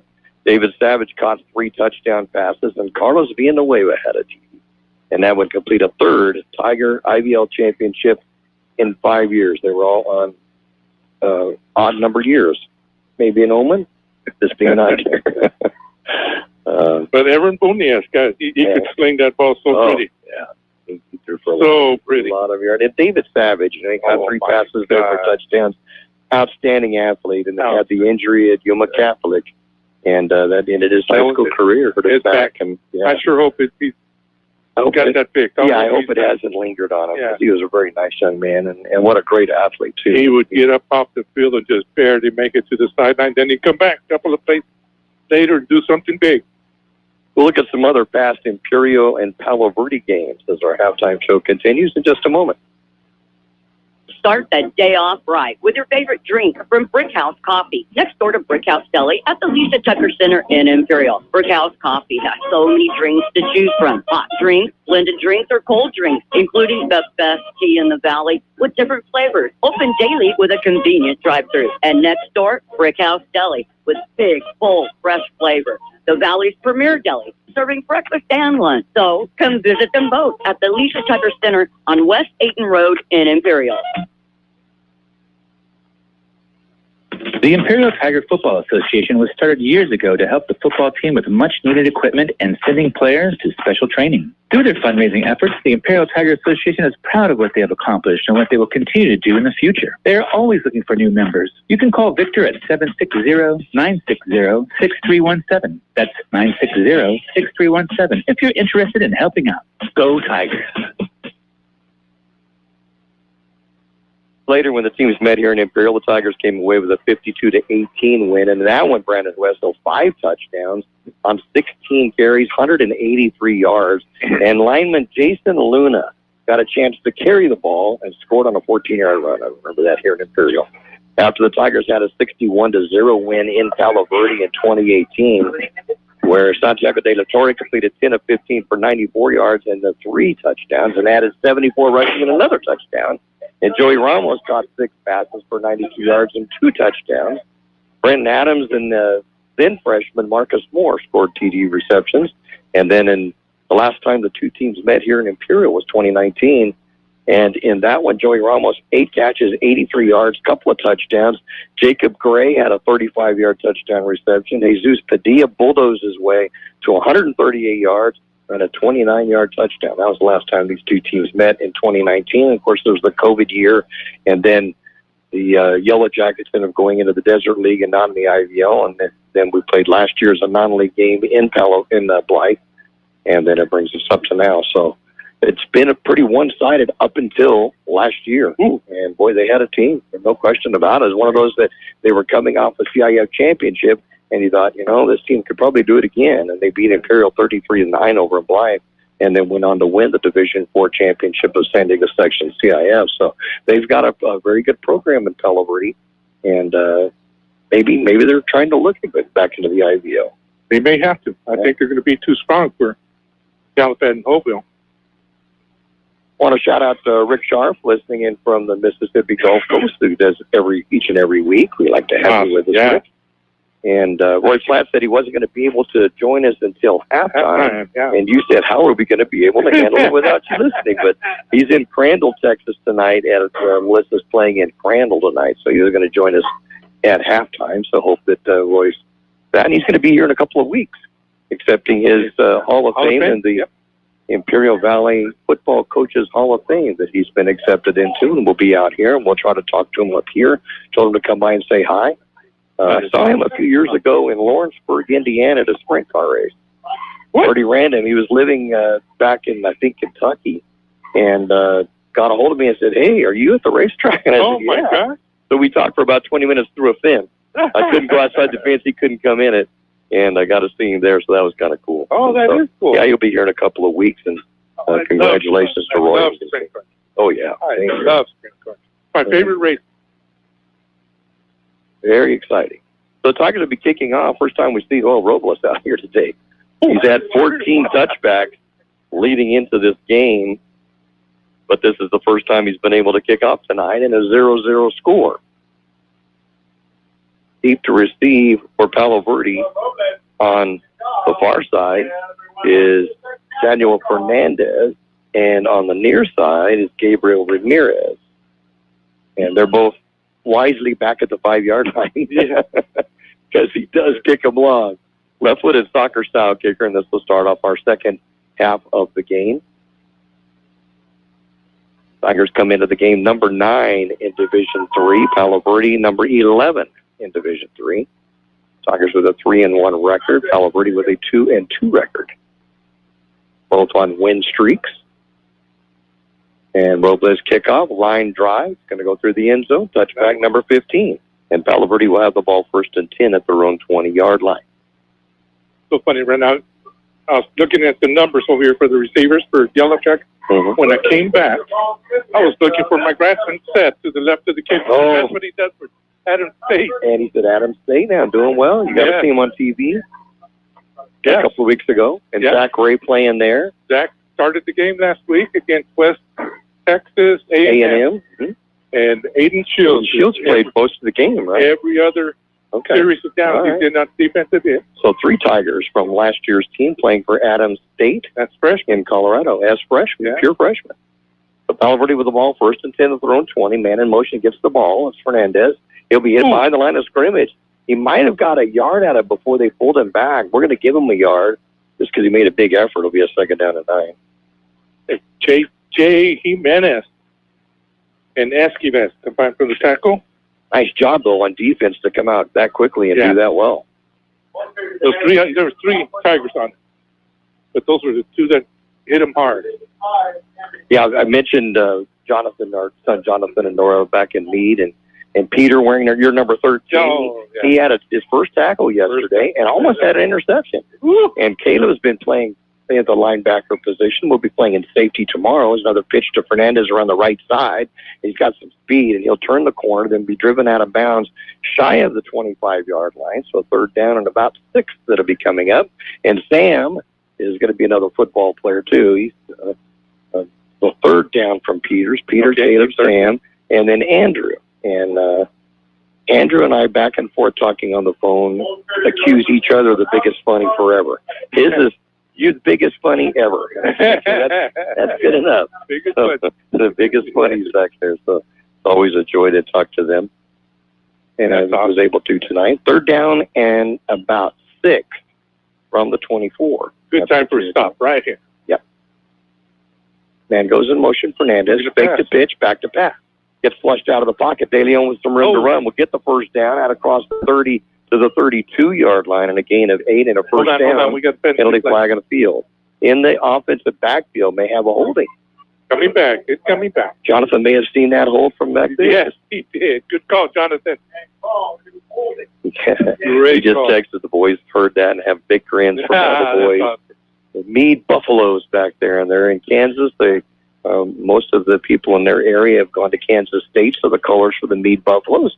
Same with the Kansas State Wildcats, purple and gray. I love those colors. Me too. It is going to be a hold against Palo Verde. It's going to nullify the gain by De Leon. They'll take it from the point of the infraction and bring the ball back to the 14-yard line. Yeah, I love those colors, Kansas State, but I like the Oklahoma better. Yeah. I'll take the Oklahoma colors. 3rd and 16 from the 14-yard line. Man in motion, Fernandez, and up the middle to Maciel, and he will get grind his way out to near the 20-yard line. I'll put him at about the 19, 240-pound fullback. And he's a load to bring down. He gets to the 19, a gain of 5, but a 4th down and 11 coming up. They're going to have to punt for the first time tonight. Apodaca made the tackle for the Tigers. The first one there, and they did not let him go. 26 yards on 4 carries tonight from Maciel. And deep to receive for the Tigers is Alfredo Dorame, and he'll be standing near the midfield line.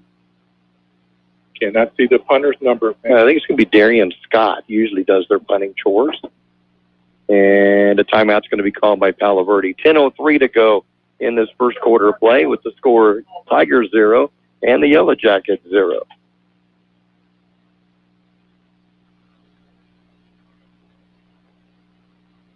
Johnny's Burritos, an Imperial Valley tradition since 1963. 3 locations, Raleigh, Imperial, and El Centro. Delicious burritos, including your favorite breakfast burritos, made just the way you like it. Tacos and taquitos, sandwiches, burgers, carne asada, fries, and so much more. And don't forget their delicious Johnny's sweet tea. Johnny's Burritos in Raleigh, Imperial, and El Centro. Hi, this is Jason Jackson, owner of Southwest Security. 2 years ago, I opened Southwest Postal, offering you 24-hour access 365 days a year. So if you're tired of dealing with the inconvenience of our post office hours and you would like to be able to get your mail when you want, Saturdays, Sundays, holidays, in the middle of the night, then come visit us at Southwest Postal with 24-hour staff. Plus, we're also your local FedEx, DHL, and Postal Service Center. We even offer text message and email notification when you receive your mail. Southwest Postal at the corner of 4th and Heil in El Centro. Alonzo Hernandez will be doing the punting chores. That's a high kick that's going to hit at the 42-yard line of the Yellow Jackets. Takes a Tiger bounce to the 41, and the Tigers have the best field position, in fact, that they have had on a start of a drive tonight. 1st and 10 at the Palo Verde 41-yard line. Yeah, like the way what goes in did. He acted like the ball was coming right at him, and it was way short to the right. Then it took in through bounds. Correction on the score. We were surprised the Mountain Empire was leading Vincent Memorial. It was turned around. So it's actually Vincent Memorial leading Mountain Empire 35-0. Makes a little more sense for us on that. And that game is now at halftime. It's Brawley 20, University City 0, and that is also a halftime score. We thank you for that correction, Kurt, and to keep us updated with the scores. Castro will be in the backfield with Ayala to start this second half. Jared Nixon goes out wide to the left for Imperial, 3 wide right, hand off up the middle, Castro. Right through the middle, gets out to the 20-yard line, or almost to the 20-yard line before being brought down. Had a good cut at the 25, going to be brought down at the 22. A big gain of 19 yards on a first down. Ooh, Darian Scott doesn't bring him down there. He's gone. They're back on. They're ready already. Tigers ready to go. No huddle offense. Hannah Castro again. Castro makes a good outside cut. We'll get the first down and almost a touchdown as he'll get down to the 7. One little step and he would have had it there. Great block by Nixon out there. Let him cut that back into the inside to the safety. First and goal, Tigers at the 7. Castro again going to hit the line of scrimmage, and that'll be a no gain on that play at all. It'll be a second down and goal. Good job, I think it was a nose guard. Cannot see the numbers anymore. Yeah, those numbers, when you put yellow numbers on a white shirt, it just does not have any. Impossible. Yeah, there's no contrast at all. There's a 4, I know. Ayala will have Castro move to his right side now. Gets fan up the middle. Powers through. Touchdown, Tigers. He'll go in untouched pretty much to get in for the touchdown, Andres Castro. And the Tigers are up 6-0. What a way to come out in the second half. Big hole by the left side of the Tigers offensive line. Somebody got their hand on it, but you're not going to bring him down with your arm tackling. There's no way. Robles will come in for the extra point attempt. He is 13 of 15 on the season.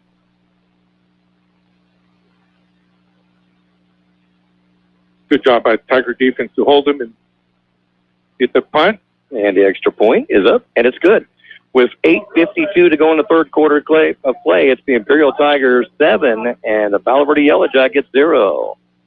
Wake up with us at Broken Yoke Cafe. Open daily at 7 a.m., serving you your favorite breakfast. From omelets, pancakes, how about eggs Benedict, waffles, and yes, Mexican breakfast too. Broken Yoke Cafe also serves lunch till 2 p.m. From sandwiches, salads, and yes, of course, the all-American cheeseburgers. You can order online at Broken Yoke Cafe El Centro or call 760-352-9655. That's 352-9655.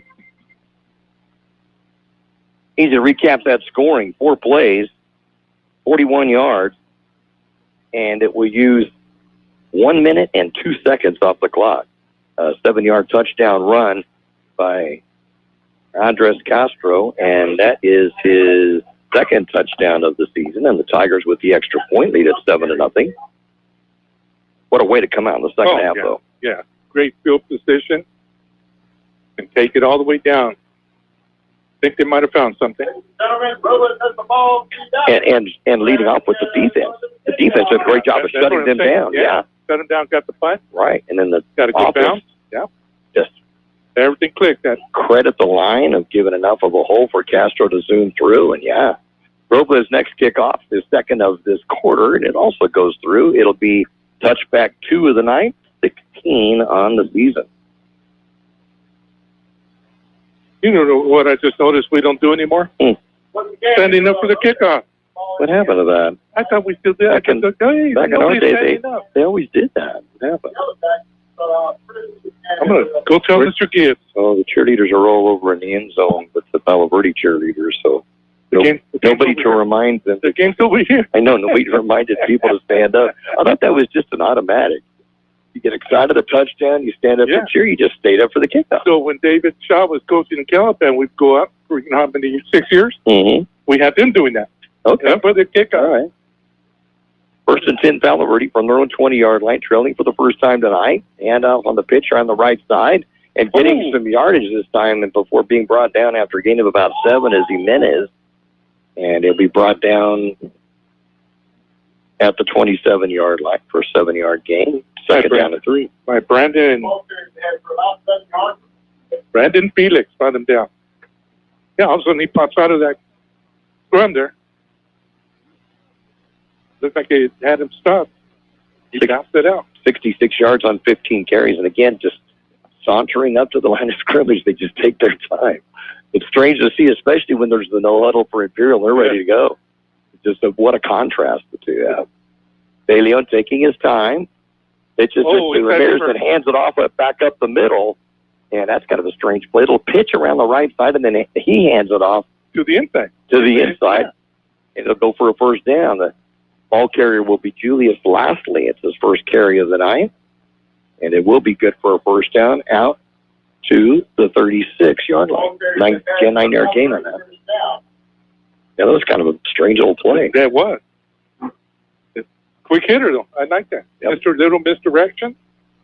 Get you going one way and then come back the other. They do a lot of that. They have Maciel back into the lineup. Their 240-pound fullback. Lastly will be on the right wing, and Fernandez on the left wing, and he goes in motion, gets the pitch around the right side. Be hit behind the line of scrimmage. JJ comes up to stop him, to slow him down, and then Ethan Reeves will finish it off. It was JJ. Gain of just a yard on the play, second down and 9 from the 37. Yeah, JJ's getting a lot of shirts tonight. And getting around the corner and coming from behind to do it, Coming right around the defensive end position. So using a little speed from the corners for the Tiger defense. Second down and 9 for Palo Verde from their own 37-yard line. 6:54 remaining in the third quarter. Tigers leading at 7-0. Listening to the action on Kxo Radio, El Centro, California, 1230 on your AM dial.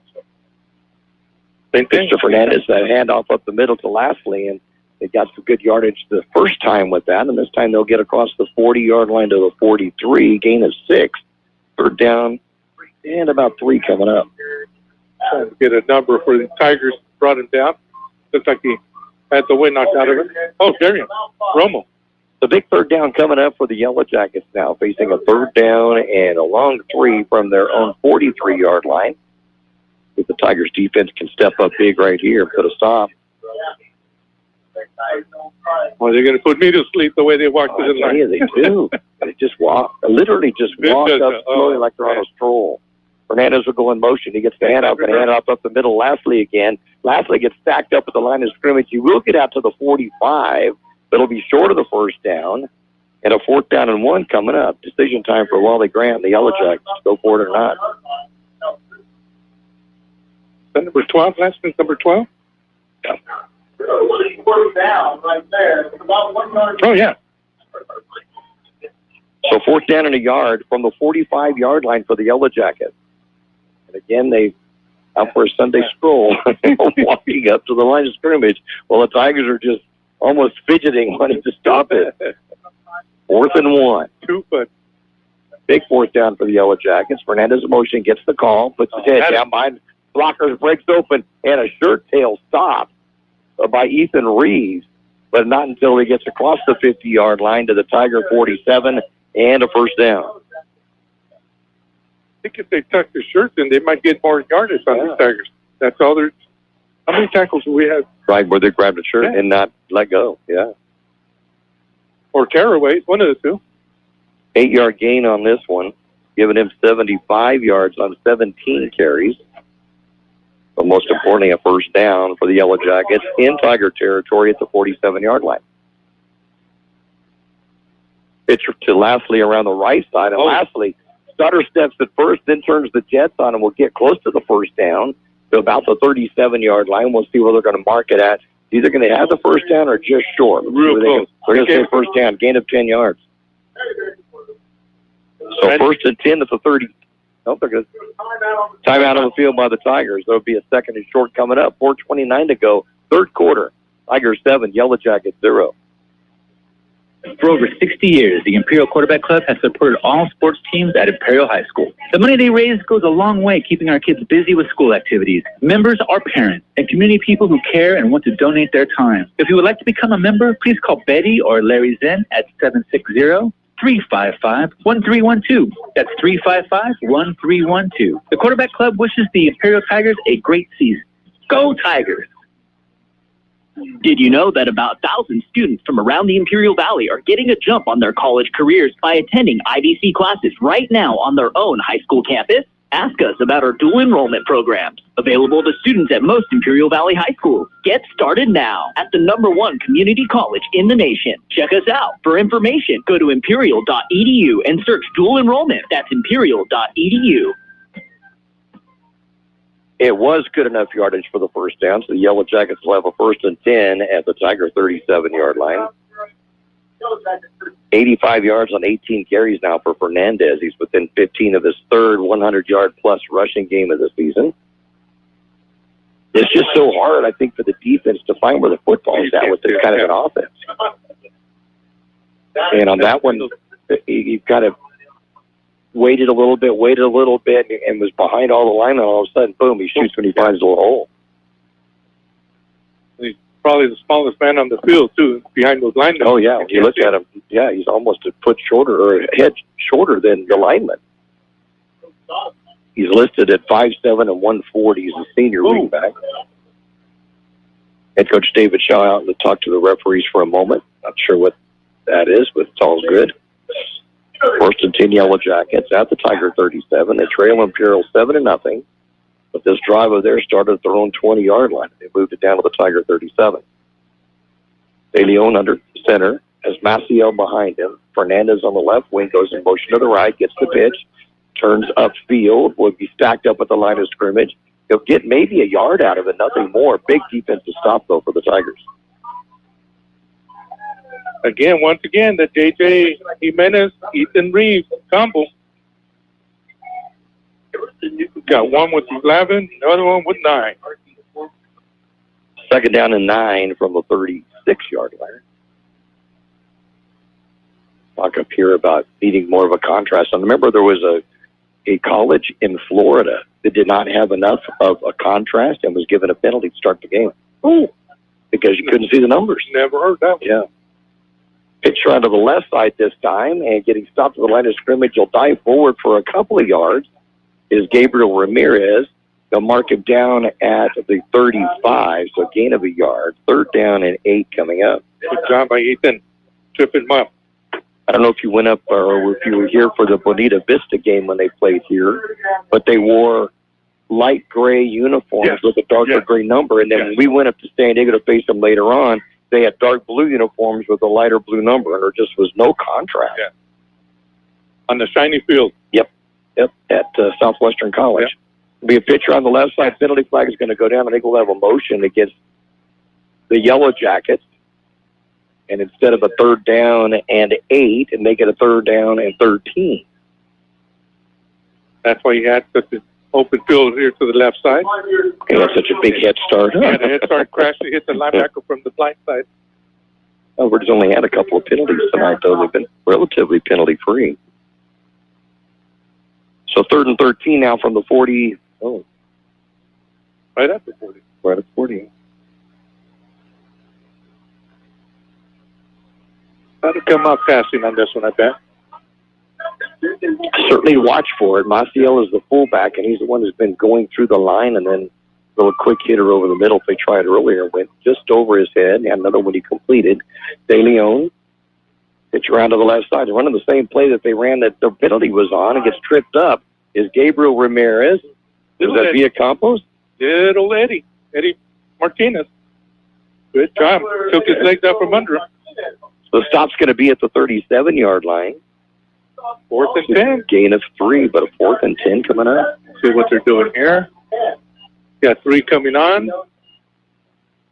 I don't see their kicker. 4 down territory, though. I mean, you putting it there, chances are it's going to go in the end zone. So, you try to do that?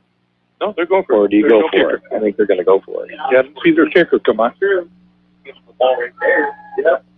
4th and 10 from the Tiger 37. Big 4th down for this Tiger defense. Palo Verde comes to the line. Man goes in motion to the near side. Fake the pitch. Back to pass De Leon. Has a receiver. Going to complete it. And they're going to get tackled really close to the first down. Just short, I think. And Just it's inches short. completed to Alonso Hernandez. And it does, from this point, it looks like it's a little short by a yard. And the Tiger defense holds barely. They're still, yep, they're staying that way. Going that way. Yeah. So it'll be a 9-yard game when they needed 10, and the Tiger defense holds.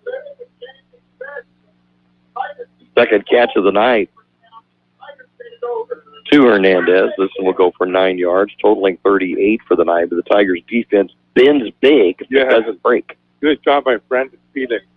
2:12 remaining in the third quarter. Tigers leading it by 7 and have the football 1st and 10 and at their own 28-yard line. And an off Castro up the middle. It'll get stacked up after a couple of yard gain. Be a 2nd down and 8 at the 30. Jamin Tolorio finally was able to see a number on the tackler. Okay, and for about 2 yards. Castro, 54 yards on 6 carries and the lone touchdown of the game. He'll stay in the lineup and be to the right side of Ayala in the shotgun. Fake the handoff. Back to pass Ayala. Has a receiver. Tips off of one Tiger and the second one catches it. Jaden Wilson. Right, Jaden Wilson is there. Johnny on the spot. And the pass is going to be completed at the 41-yard line and a 1st down for the Tigers on a gain of 11. Off of Jaden Lopez to Jaden Wilson for the 1st down. That was a good job by the defensive back to close in on Lopez. First catch of the night for Wilson, his 4th of the season. And the Tigers have the 1st and 10 at their own 41. Ayala hands it off. Castro up the middle. Gets hit at the line of scrimmage, but good power to get out to near the 45-yard line. A gain of 4, 2nd and 6. Ruben Rivera in on the tackle for the Yellow Jackets. I can see the number when they're over here by us. Castro for a moment comes out and then heads back in as Jimenez will come in and Dorame will come to the sideline. So the Tigers will have 2 running backs, one on each side of Ayala in the shotgun. 2 wide receivers to the wide side of the field. Hand it off to Castro with the blocking back in front of him. But, boy, he didn't follow the blocking back as Jimenez was 10 yards down the field, and Castro was tackled after a gain of 1. So, yep. He should have kept his right and out to the left. Right. Should have followed his blockers. Gain of a yard, 3rd and 5 from the 46. And a quick update here. Got a Patriot 14, Southwest of San Diego 14. Going into overtime. And that may have been the final play of this third quarter, and it will as the Tigers will let the clock run down, and they'll be heading toward the south end zone, toward the scoreboard when we return after 3 quarters of play. It's the Imperial Tigers 7, the Palo Verde Yellow Jackets 0. Kxo Sushi Bar and Grill in Imperial is serving the best Japanese cuisine in the Imperial Valley. Kxo Sushi offers you 50 different sushi rolls, plus beer, wine, and sake. And they also have teriyaki chicken or beef, rice and noodles. Kxo Sushi Bar and Grill in Imperial. They're open daily from 11 a.m. till 9 p.m. Kxo Sushi also caters and welcomes big groups anytime. Call 760-355-4440. That's 355-4444. Your takeout. Stan's Auto Body has been serving customers in the Imperial Valley for many years now. Their mission is to be recognized as a premier provider of auto body repair services.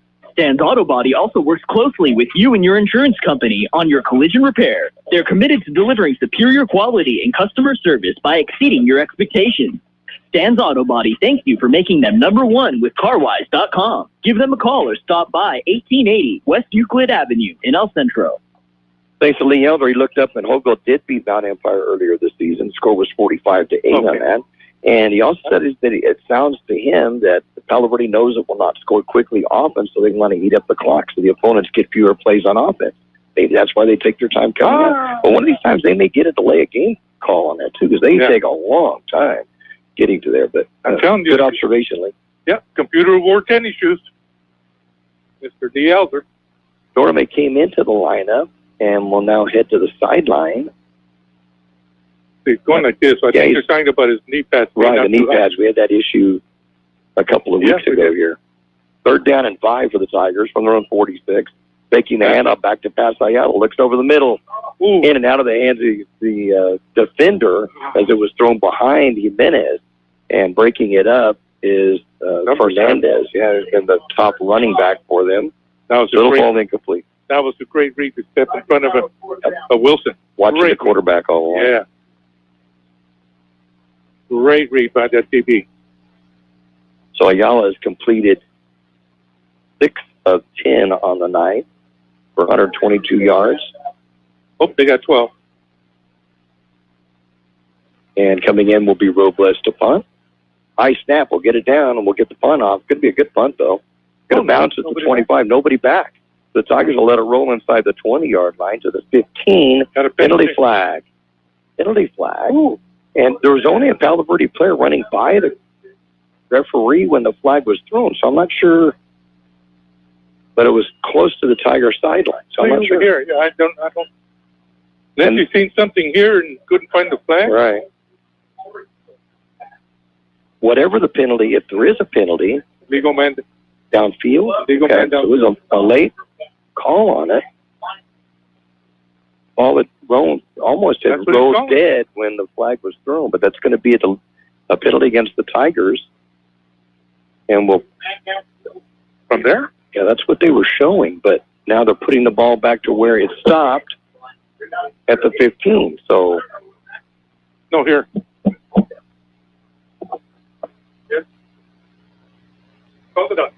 Yeah, he was motioning as illegal player downfield, and now they're going to mark. Oh, not sure what it's going to be now because we're marking off a 15-yard penalty against Imperial from where the ball stopped at the 16. They're going to bring it out to the 31-yard line. So I'm not sure. Like they're going to. Well, I think this is some personal foul against the Tigers. I'm not sure what it was. So the Palo Verde, instead of being stuck back at their own 16, have the ball 1st and 10. A little more breathing room at the 31-yard line with 11:42 to go in the ball game. They trail the Tigers 7-0. And here we go. And it'll be a pitch to the near side. Tigers going to stop him at the line of scrimmage, but then he twists away and will get out to near the 35-yard line. And once again, it's going to be Fernandez. And they'll mark it down at the 34, so a gain of 3, 2nd and 7 coming up. Great job with Max Alvarez to stay home there. And he came right back at him. Instead of bouncing out to the outside, running back came to the inside and right at back. 2nd down and 7 from the 34. On that double wing, very tight double wing offense, man in motion. Fernandez gets the call, turns upfield, then runs into the ball comes loose after he's brought down. And I think he might have hurt. At first I thought he was, but he's getting up. He was bent backwards. He was bent backwards. Both of his legs were under. It did, yeah. Oh, Ethan. They were almost making a wish. Yeah. Get out to the 38-yard line. There'll be a gain of 4, but a 3rd and 3 coming out. Yeah, that looked kind of scary. And then the way he threw the ball, he threw the ball forward. And he's hurt it. The time for a stop for the Tigers. They're down to 3. Got to get a big defensive play coming up. Lance Flasley will be, it is a fumble. And they're going to fall on it to keep possession, but there'll be no gain. It'll be a 4th down and 3 coming up. Yeah, that was a loose ball in the backfield. Yeah, they were trying that inside reverse again. Erico Ramirez will fall on it. No gain on the play. And a 4th down and 3 from the 38. Now, do you punt it or do you go for it from there? If you don't, Tigers have great field position. Field again for it looks like that's what they're going to do. Is they're going to go for it unless they try drawing the Tigers offside. See what they do. De Leon, a quarterback, has a man in motion, gets to Fernandez, turns upfield, and he will be very close, very close. We may have to bring the chains out on this one. Yep, they called it. He's calling it down. Yep, it's going to be a first down. They're going to mark it at the 42. Look like at the 41 for a moment, but they're going to put it at the 42-yard line. It will be a gain of 4 and a first down for the Yellow Jackets. Just enough. 87 yards on 21 carries for Daniel Fernandez. Tough yards, too. Yeah, well, they've been tough ones, no doubt. He had one 17-yarder early in the game, an 11-yarder in the first half. But the second half, been pretty well held in check. Yeah. First and 10 Yellow Jackets, man in motion. Inside then handoff, again, inside handoff, and Lastly's going to have it. He'll get across midfield, still on his feet inside the Tiger 40 to the 39-yard line, and a first down and a big gain of 19 yards. Via Campos with the tackle. We got a man down over here, big man down.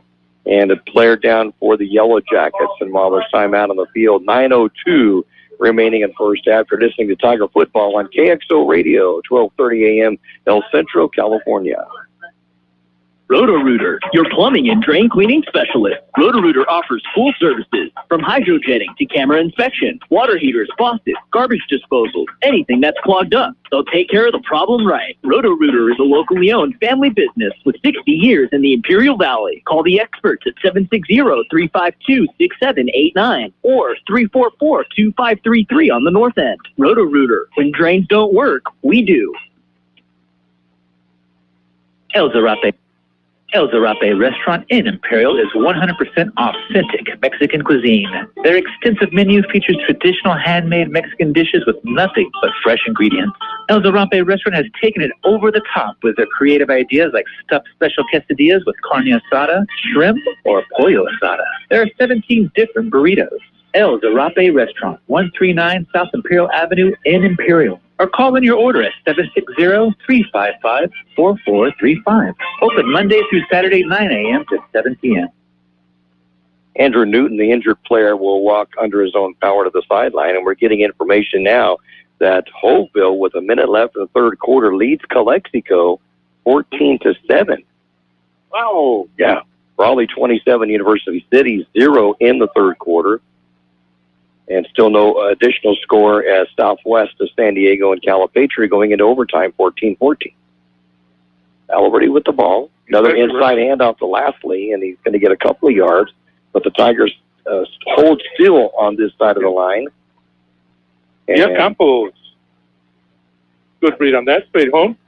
To the 37, so a gain of a couple. Second down and 8. With containment there by Via Campos. Yeah, there's going to motion, pitching it, and then he's handing off to the crossing tailback. Right. It's a little pitch going one direction, then an inside handoff coming the other way. The old crossbuck kind of thing. Exactly. Second down and 8. And in motion. Back to pass De Leon. De Leon gets flushed out of the pocket. Yeah. Diving and tripping him up behind the line of scrimmage. A loss on the play. Well, Via Campo. Great job of pursuit. Just enough to trip him up. Trips him up back at the 42-yard line, a loss of 5, so third down and 13 coming up. That's a sack. Yep. Nice flush out and then in the pursuit, showing his speed on that one, for sure. First sack, I think, by the Tigers tonight. It is. Yeah, it is. They have not been able to get them. Third and 13 at the 42-yard line of the Tigers. Third and 13 for the Yellow Jackets. And comes the motion to the near side, gets the pitch, looks to the outside. Tigers are going to convert and bring him down at the 35 or the 40-yard line, that is.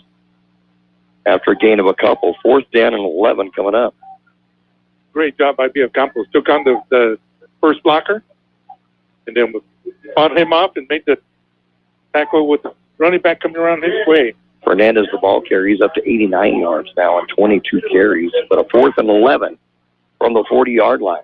Wally Grant, head coach of this Palo Verde team, has up his sleeve on this one with a fourth and 11 at the Tiger 40-yard line. Yellow Jackets come up to the line of scrimmage. Hernandez in motion, gets the pitch around the right side, turns upfield, gets away from two Tyglers, and then the Tigers are going to bring him down short of the first down, but a penalty flag in the backfield. Will we see a hold back there? See, that was Oldies? No, it was... He was able to get down to the 30-yard line. Yes. Hold against Yellow Jackets. He's short of the first down, so it's declined, and the Tigers will take over possession at their own 31. He was stopped 1 yard short. Yeah. SG was coming from behind, too. Did not give up on the play and was able to come from behind to tackle. Good thing, too, because he was winding his way around, too. He went from one side of the field to the other.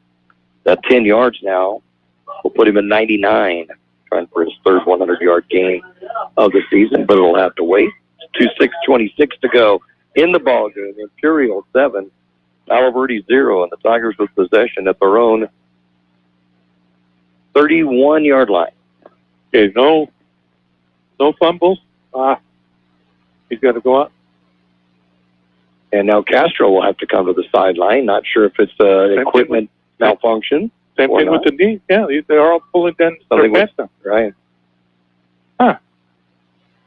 And so Jimenez will be into the lineup. Haven't seen a run by JJ in a while. Goes up the middle, pipes it to the outside, gets out across the 35-yard line. Good job. Good job by Jimenez to bounce that out. He ran into his own blockers and he bounced it out to the left side. They gain a 4, second down and 6 coming up. That will bring up about a second down and 6. Big line's got to come play some ball now. Ball the 35-yard line. Castro back in, gets the handoff. He'll be bulldogged down just outside the 40-yard line, but the Tigers will be less than a yard short on a third down and short coming up. He giving it to him? Looks like Randy's saying first down on the ref on the far side. Mm-hmm. Yep. And I'm thinking, okay, so it was a 6-yard gain after all. The Tigers are going to get the first down. Nice job on a good run by Castro from the 41-yard line.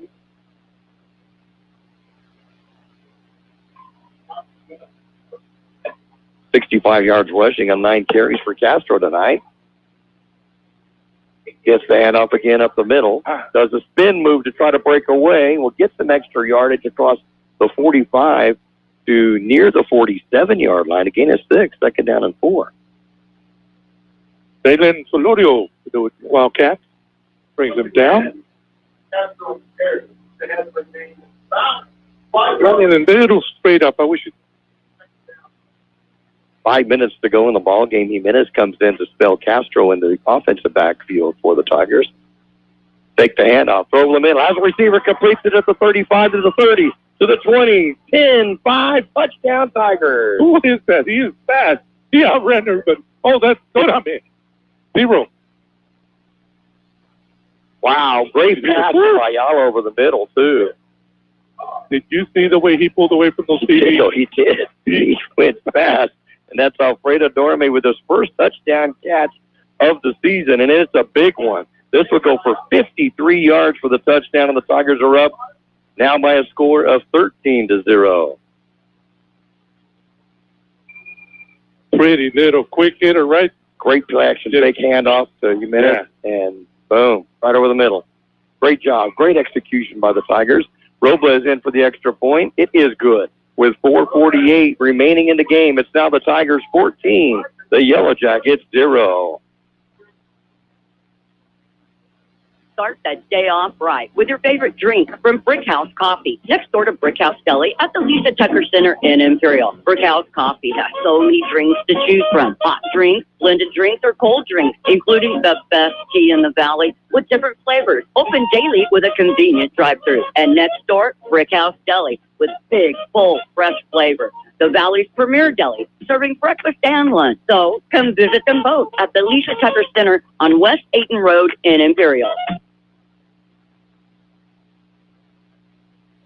Drive by the Tigers, 4 plays, 69 yards for this touchdown drive, and they'll use just a minute and a half off the clock, and capped by the 53-yard touchdown pass. I think that's his longest touchdown pass of the season. From Jaden Ayala, it's Alfredo Dorme, his first touchdown catch of the season, and with the extra point by Robles, the Tigers now lead a 14-0 with 4:48 to go in the ball game. Thank you for that. I just asked for everybody up for the kickoff. How can we didn't? I didn't know we didn't do it anymore. Robles with the kickoff. Oh man, he ever boot that one? It might go through the goalpost. Just about his third touchback of the night, and it's his 17th on the season. And the Yellow Jackets have the ball once again at their own 20-yard line, 1st and 10. Now some more defense. The defense has played really well this second half. They really have. They have. I don't know what they found, but they spotted something. Great job, Imperial Tigers coaching staff. I love the way the game's going. Now, did you find out from head coach David Shaw what's his win-1 for the Gipper at halftime talk? Because they always come out fired up in the second half. Yeah. I'll need to ask. Yeah, it's like, man, they come out fired up. What's he telling me in the halftime? I'm sure they're chewing on somebody. Yeah, they played some inspired ball in the second half. It was 0-0 halftime. Tigers now leading at 14-0 with 4:48 to go, and Palo Verde with the ball 1st and 10, their own 20. Pitch to Fernandez around the right side, has to turn up field, and they're going to be brought down after a gain of 5. 2nd down and 5 coming up. Max Alvarez, and I cannot get the other. That'll put him over 100 yards unofficially tonight for the 3rd time this season. 55. Oh, Esquivel. That's who that is. Ball right at the 25-yard line. Clock rolls. Now, here's a time, like Lee Elder was saying, that they're taking their time to use up the clock. Now you don't want to. You don't want to for Palo Verde, but yet they're still taking their time coming in. Now, one of the players is having an issue with his chin strap, perhaps. So they're taking some extra time there. Now he's got it set. It's one of the linemen. And so they'll have the ball. 2nd down and 5. Man in motion lastly. Gets the pitcher on the left side. Tries to punch it to the outside. He'll get close to the 1st down near the 30-yard line. Let's see where they're going to mark his forward progress. It looks like it's right at the 30. And that will be good enough for the 1st down on the 5-yard gain. 1st and 10 from the 30-yard line. Ethan Reeves. Taking up time, though, George. That's already a minute on this drive that has been used up. Yeah. 3:45 to go. You think they've speeded up a little bit now, but they're still taking their time. Very deliberately slow, no question. 1st and 10, Palo Verde from their own 30. And a motion to the near side, gets the handoff, tries to punch to the outside. Fernandez going to be turned inside by the Tigers, and man, he runs into a wall. Is that Romo again? Yeah, Darian Romo. What a tackle. Open field tackle. It comes after a 5-yard gain, but man, it was a big one. JJ and Romo come up, hit him hard. 26th carry of the night, 114 yards. Yeah, Ethan's there. Ethan's the one that turned it in, right into those other two coming in from the far side. 3 minutes remaining in the game. Tigers up 14-0. Palo Verde with a 2nd down and 5 from the 35. Pitch around the left side this time. And the Tigers are going to bring him down after a gain of a yard and bring him down hard after the yard gain is Gabriel Ramirez. 53 with the Tigers. I love the way he stayed home. Arispe. 1 yard gain, 3rd down and 4 from the 36. I like the way he danced around the blocker and was able to hit the running back hard. He comes into the sidelines after that one, too. Yeah. He was tackled hard. 5'6" and 155, and they brought him down hard. Oh, he's taking it. 2:22 to go. Yeah, he's on one knee on the sideline with the helmet off. Palo Verde comes to the line of scrimmage. Man in motion lastly gets the call. Pitch off the right side, turns upfield, and right there. Ethan Reeves is one, and Campos. Yeah, be a gain of a couple. But a 4th down and 2 coming up from the 38. Unofficially, I have Ethan with 16 tackles. Minute 53 to go. Clock is running. 4th and 2, and Palo Verde's still taking their time. It's kind of unusual, I think. Yeah. I can understand it earlier in the game, but now when you're down 2 touchdowns and you're using up every bit of the clock between plays, minute 37, and still rolling. 4th down and 2 is pretty much it. This is the ball game if the Tigers can stop them. Inside handoff, but the Tigers are going to stop it. They're going to stop this. It's another inside handoff to Lastly, and he'll be tackled for a yard loss. Look at that. All 3 linemen. Apodaca, Fincher, and 53. Aaron Arispe. And that will be a loss of actually 3 yards on the play. the last play. Dave got into the offensive backfield, and that little inside handoff reverse did not work that time. The ball's turned over on downs, and the Tigers will have it 1st and 10 at the Yellow Jacket 35-yard line with 1:26 to go and a 14-point lead. I thought you were going to take a knee, but they're going. Ayala, quarterback, has Jimenez in the backfield with him. In the shotgun, handed off Jimenez over left tackle. Big hole. Breaks open, cuts to the outside of the 30-yard line to the 25. Finally going to be dragged down at the 20, but not until he gets 15 yards and a first down for Imperial. Good run by J.J. Jimenez.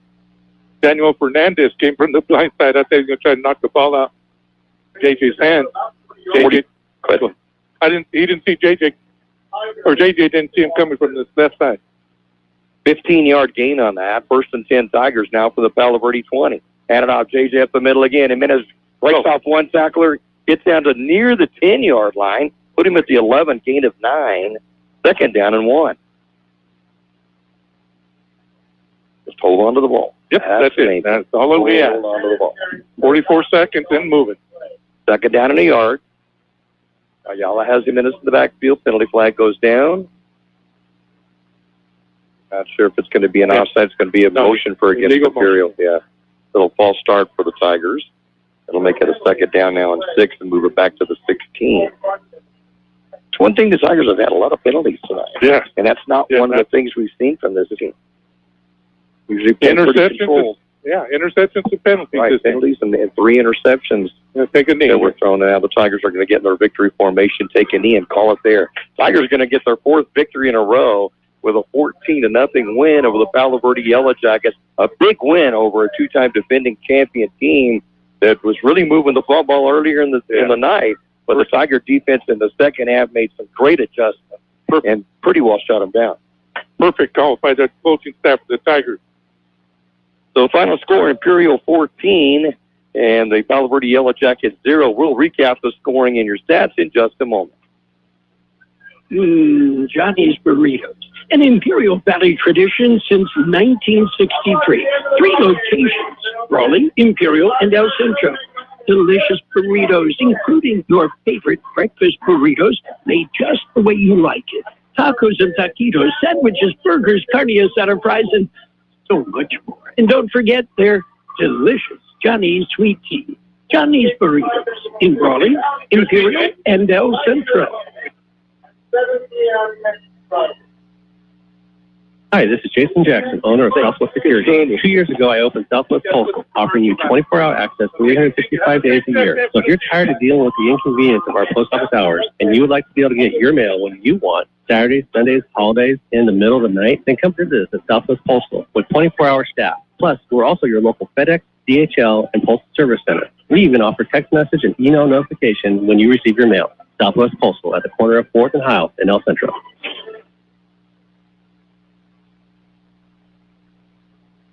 Wake up with us at Broken Yoke Cafe. Open daily at 7 a.m., serving you your favorite breakfast. From omelets, pancakes, how about eggs Benedict, waffles, and yes, Mexican breakfast too. Broken Yoke Cafe also serves lunch till 2 p.m. From sandwiches, salads, and yes, of course, the all-American cheeseburgers. You can order online at Broken Yoke Cafe El Centro or call 760-352-9655. That's 352-9655.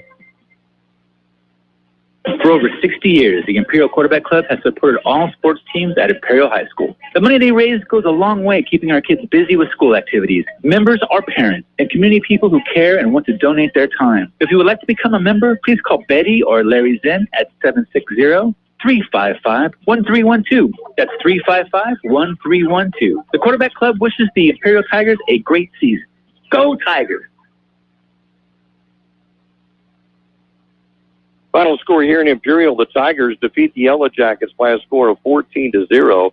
It would be 0-0 at halftime, and the Tigers would come out in the second half after stopping the Yellow Jackets on their first possession of this second half, and the Tigers took over, and in 4 plays, they marched 41 yards in just a minute and 2 seconds off the clock, and a 7-yard touchdown run is second of the year by Andres Castro, and with the extra point with 8:52 to go, in the third quarter of play, the Tigers led it by a score of 7-0. And then the Tigers would get their second touchdown of the night, a 4-play, 69-yard drive using only a minute and 30, thanks to a 53-yard touchdown pass from Jaden Ayala to Alfredo Dorme, his first touchdown catch of the year. And for Ayala, it's his 10th touchdown pass of the season. That gave the Tigers 14-0 lead with Robles' extra point. That's where it would end. Ayala passing would complete 7 of 11 for 175 yards. 3 of those would go to Jared Nixon for 80 yards, 2 to Dorame for 72 yards and that 53-yard touchdown. 1 catch of 2 yards to Jaden Lopez, and 1 catch of 11 yards to Jaden Wilson. And that carries up to 175 yards unofficially. The Tigers rushing would get 123 yards, 71 by Andres Castro on 10 carries. Julian Jimenez, 10 carries, 56 yards. And Ayala would be stopped for a 6-yard loss. And then Joe Villacampos had 1 2-yard gain. So 123 yards rushing, 298 is what I have unofficially for the Tigers on the offensive side. For the Yellow Jackets, they would have only 4 passes that were thrown, completed 2 of them by Gabriel De Leon, and both of them would go to Alonso Hernandez for 38 yards. But in the rushing department, Daniel Hernandez would gain 114 yards on 26 carries, an additional 45 yards on 7 carries for Julius Lastly. Philip Maciel, 4 carries, 26 yards. And then Gabriel De Leon would be tackled 5 yards on 1 sack. Erico Ramirez, 7 carries for 12 yards. Gabriel Ramirez, 3 carries for 5 yards. And Kenneth Salazar, 1 carry for 4. 201 yards rushing for the Yellow Jackets and 38 passing for a total of 239 compared to the Tigers' 298. That's what I have unofficially. Wow. So, but a big second half for the Tigers. That's the thing I'm going to come away on this game, is that the Tigers made some adjustments at halftime. Defense played great, shutting out the Yellow Jackets' vaunted offense, which they've shown over the years, and shut them down, and then the Tigers' offense got rolling. I can't believe they gained 200 yards against the Tigers defense. Yeah, nobody's done that this year. Right. Passing, that's what they've hurt us, but not running. Yeah. But in the second half, things really changed. Yeah. So is it like a tale of 2 halves, really? Again. It's a 0-0 game at halftime, and the Tigers come fired up after halftime. Got to talk to David Shaw and find out what it is that he's telling them at the half. And we'll be back to look at the defensive stats for the Tigers, who won tonight by a score of 14-0. That'll be coming up in just a moment. Did you know that about 1,000 students from around the Imperial Valley are getting a jump on their college careers by attending IVC classes right now on their own high school campus? Ask us about our dual enrollment programs, available to students at most Imperial Valley high schools. Get started now at the #1 community college in the nation. Check us out. For information, go to imperial.edu and search dual enrollment. That's imperial.edu. Kxo Sushi Bar and Grill in Imperial is serving the best Japanese cuisine in the Imperial Valley. Kxo Sushi offers you 50 different sushi rolls, plus beer, wine, and sake. And they also have teriyaki chicken or beef, rice and noodles. Kxo Sushi Bar and Grill in Imperial. They're open daily from 11 a.m. till 9 p.m. Kxo Sushi also caters and welcomes big groups anytime. Call 760-355-4440. That's 355-4444. Your takeout. Stan's Auto Body has been serving customers in the Imperial Valley for many years now. Their mission is to be recognized as a premier provider of auto body repair services. Stan's Auto Body also works closely with you and your insurance company on your collision repair. They're committed to delivering superior quality and customer service by exceeding your expectations. Stan's Auto Body thanks you for making them #1 with CarWise.com. Give them a call or stop by 1880 West Euclid Avenue in El Centro. Final score here in Imperial, the Tigers defeat the Palo Verde Yellow Jackets by a score of 14-0. Tough their first shutout. Great second half for the Tigers. And both offensively and defensively. Yeah. That was big. And defensively, tell us about it. So Darian Romo was just awesome tonight. Let me see if I can count this quick. I got Ethan Reed. Take your shoes off. He ended up with 16 tackles. Wow. And they were big ones, too. They were big tackles. Yeah, because I know Darren Romo at the half had more tackles than Ethan, and he just took over in that second half. I have Ethan with 11, J.J. Jimenez with 10. So all the linebackers did exactly what they're supposed to do. So we have those big boys doing all the work, all the hard work and dirty work up front, and linebackers doing what they're supposed to do. Dualvia Campos ended up with 5 with that big sack the fourth quarter to stop that drive on the Yellow Jacket drive, and then the fumble. That's what it was. Right, the fumble recovery. Yeah, we just stole the ball out of their hands. He just took it they stripped them of it. I almost did it over here again to the big boy. Then I have Esquives, Max Alvarez with 4. Brandon Felix. That's not a good thing because he's a safety with 4. And then we have Little Eddie Martinez with 3.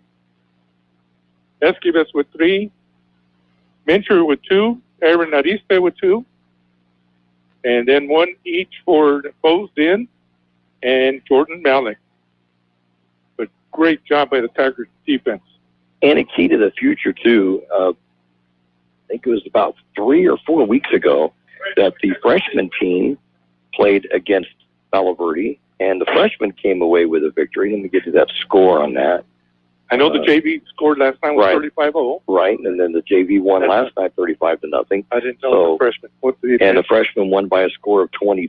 Okay, that's what that one ended up. So all 3 of the Imperial schools defeated the Palo Verde schools. That always looks good for the future as well. See, that's faces. I don't know faces. I know numbers and names. I don't know faces. I'm trying to look at the kids coming in. In fact, we were talking with Robles after the game last week. Didn't know who he was at first because he wasn't wearing a jersey. You got to put the jerseys on. But we were telling him what a great job that he did with the 48-yard field goal 2 weeks ago, the last time we were here in Imperial. And he just had an ear-to-ear grin when we were talking about that. That was great to see. Yeah. Some of the updated scores. How about this one, George? Hopeville 21, Calexico 7. In the fourth quarter, Calexico came into the game 4-0. La Quinta 27, Southwest of El Centro 0. That's in the third quarter. Southwest of San Diego defeated Calipatria in overtime 21-14. So a tough loss for the Hornets, who've been playing really good ball. They're 2-2 came into the night. Brawley leading University City 33-7, and that one is in the third quarter. And Vincent Memorial was leading Mountain Empire 35-0 at the half. That's the score updates that we have, and we thank you, Kurt Huffman, for those. Yeah. Throughout the evening, we like seeing what the other schools are doing, and we want to pass those along to you. You're listening tonight on the simulcast here at Kxo Radio, El Centro, California, 1230 on your AM dial. We're on the YouTube channel as well. And when we can find out early enough on what the YouTube link is going to be, we put that on the Imperial California Memory site, and you can then just hit the button and when we come on. Right there, yeah. So that works out really well. So we thank you, Kurt, for getting that to us early this week so we can be able to get that to everybody. And we thank everybody for listening in. Had them all the way from Mongolia, was there? Yes, Mongolia. All right. And then we had some from what other states? We had it from Idaho, Washington, from Ohio, of course, with Lee. Florida. Alabama, Tennessee, okay.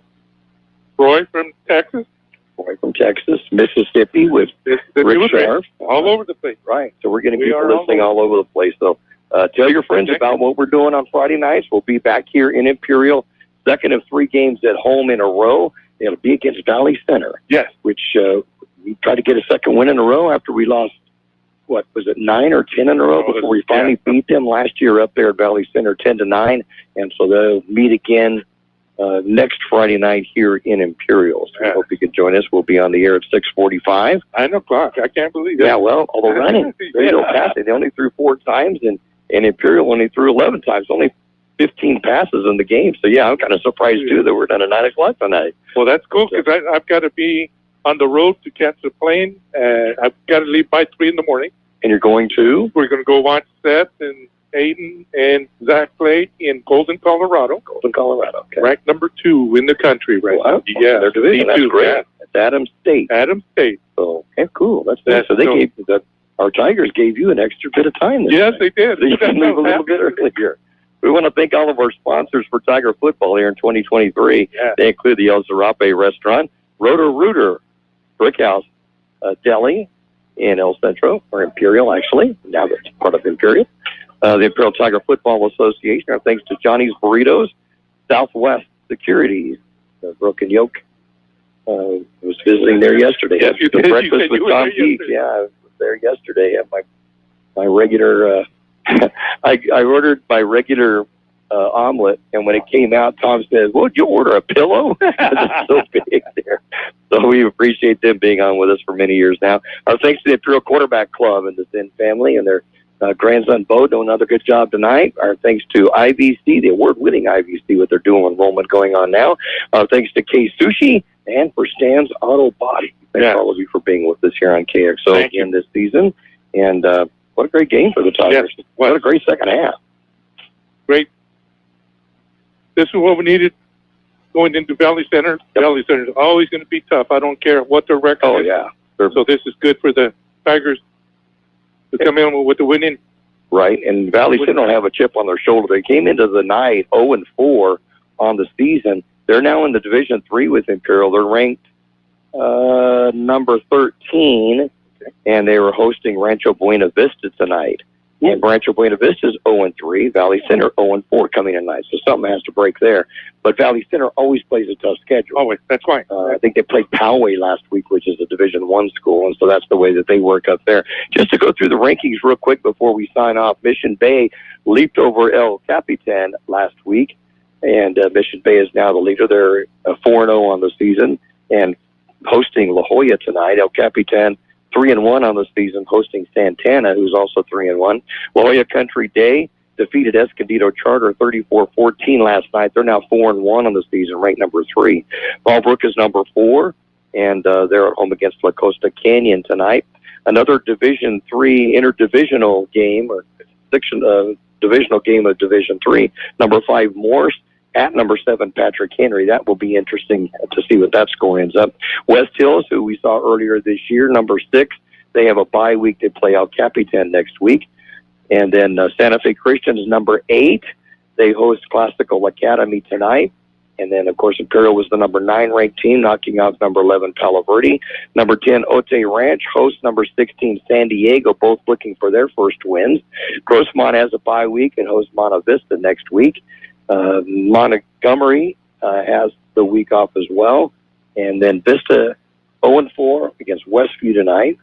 And that wraps up what our rankings look like after week number 4. We'll update those again next Friday night. So our final score here in Imperial, the Tigers come out in the second half, score 14 points, and pick up the victory by a final score of 14-0 over the Palo Verde Yellow Jackets, who now have a record of 2-3. The Tigers march up to a 4-1 record after that one touchdown loss up at West Hills to open the season. Wonderful. Yep, he plays a good ball. Got to point out Nevin Hart down here. I haven't seen him. Oh, Nevin's here. Made it to the game. Yeah, good. Good I wonder, Lois and Ed, are they still? They didn't check in today, did they? Didn't check in today, yeah. I wonder if they're still at KK. They were thinking about coming to the game, so they may have been over here, and we just didn't get a chance to see them outside the press box. They usually sit to the right of us, but we weren't able to look out there and see it. But what a good outing for the Tigers tonight. They really needed something like this against a quality opponent like Palo Verde. Yes. Righty. That'll about do it from here. Yeah. For George Grijalva and Mickey Dale, returning to the main studios of KXO with Gabe Lamoose. Final score, Imperial 14, Palo Verde 0. Good night. Good night, all.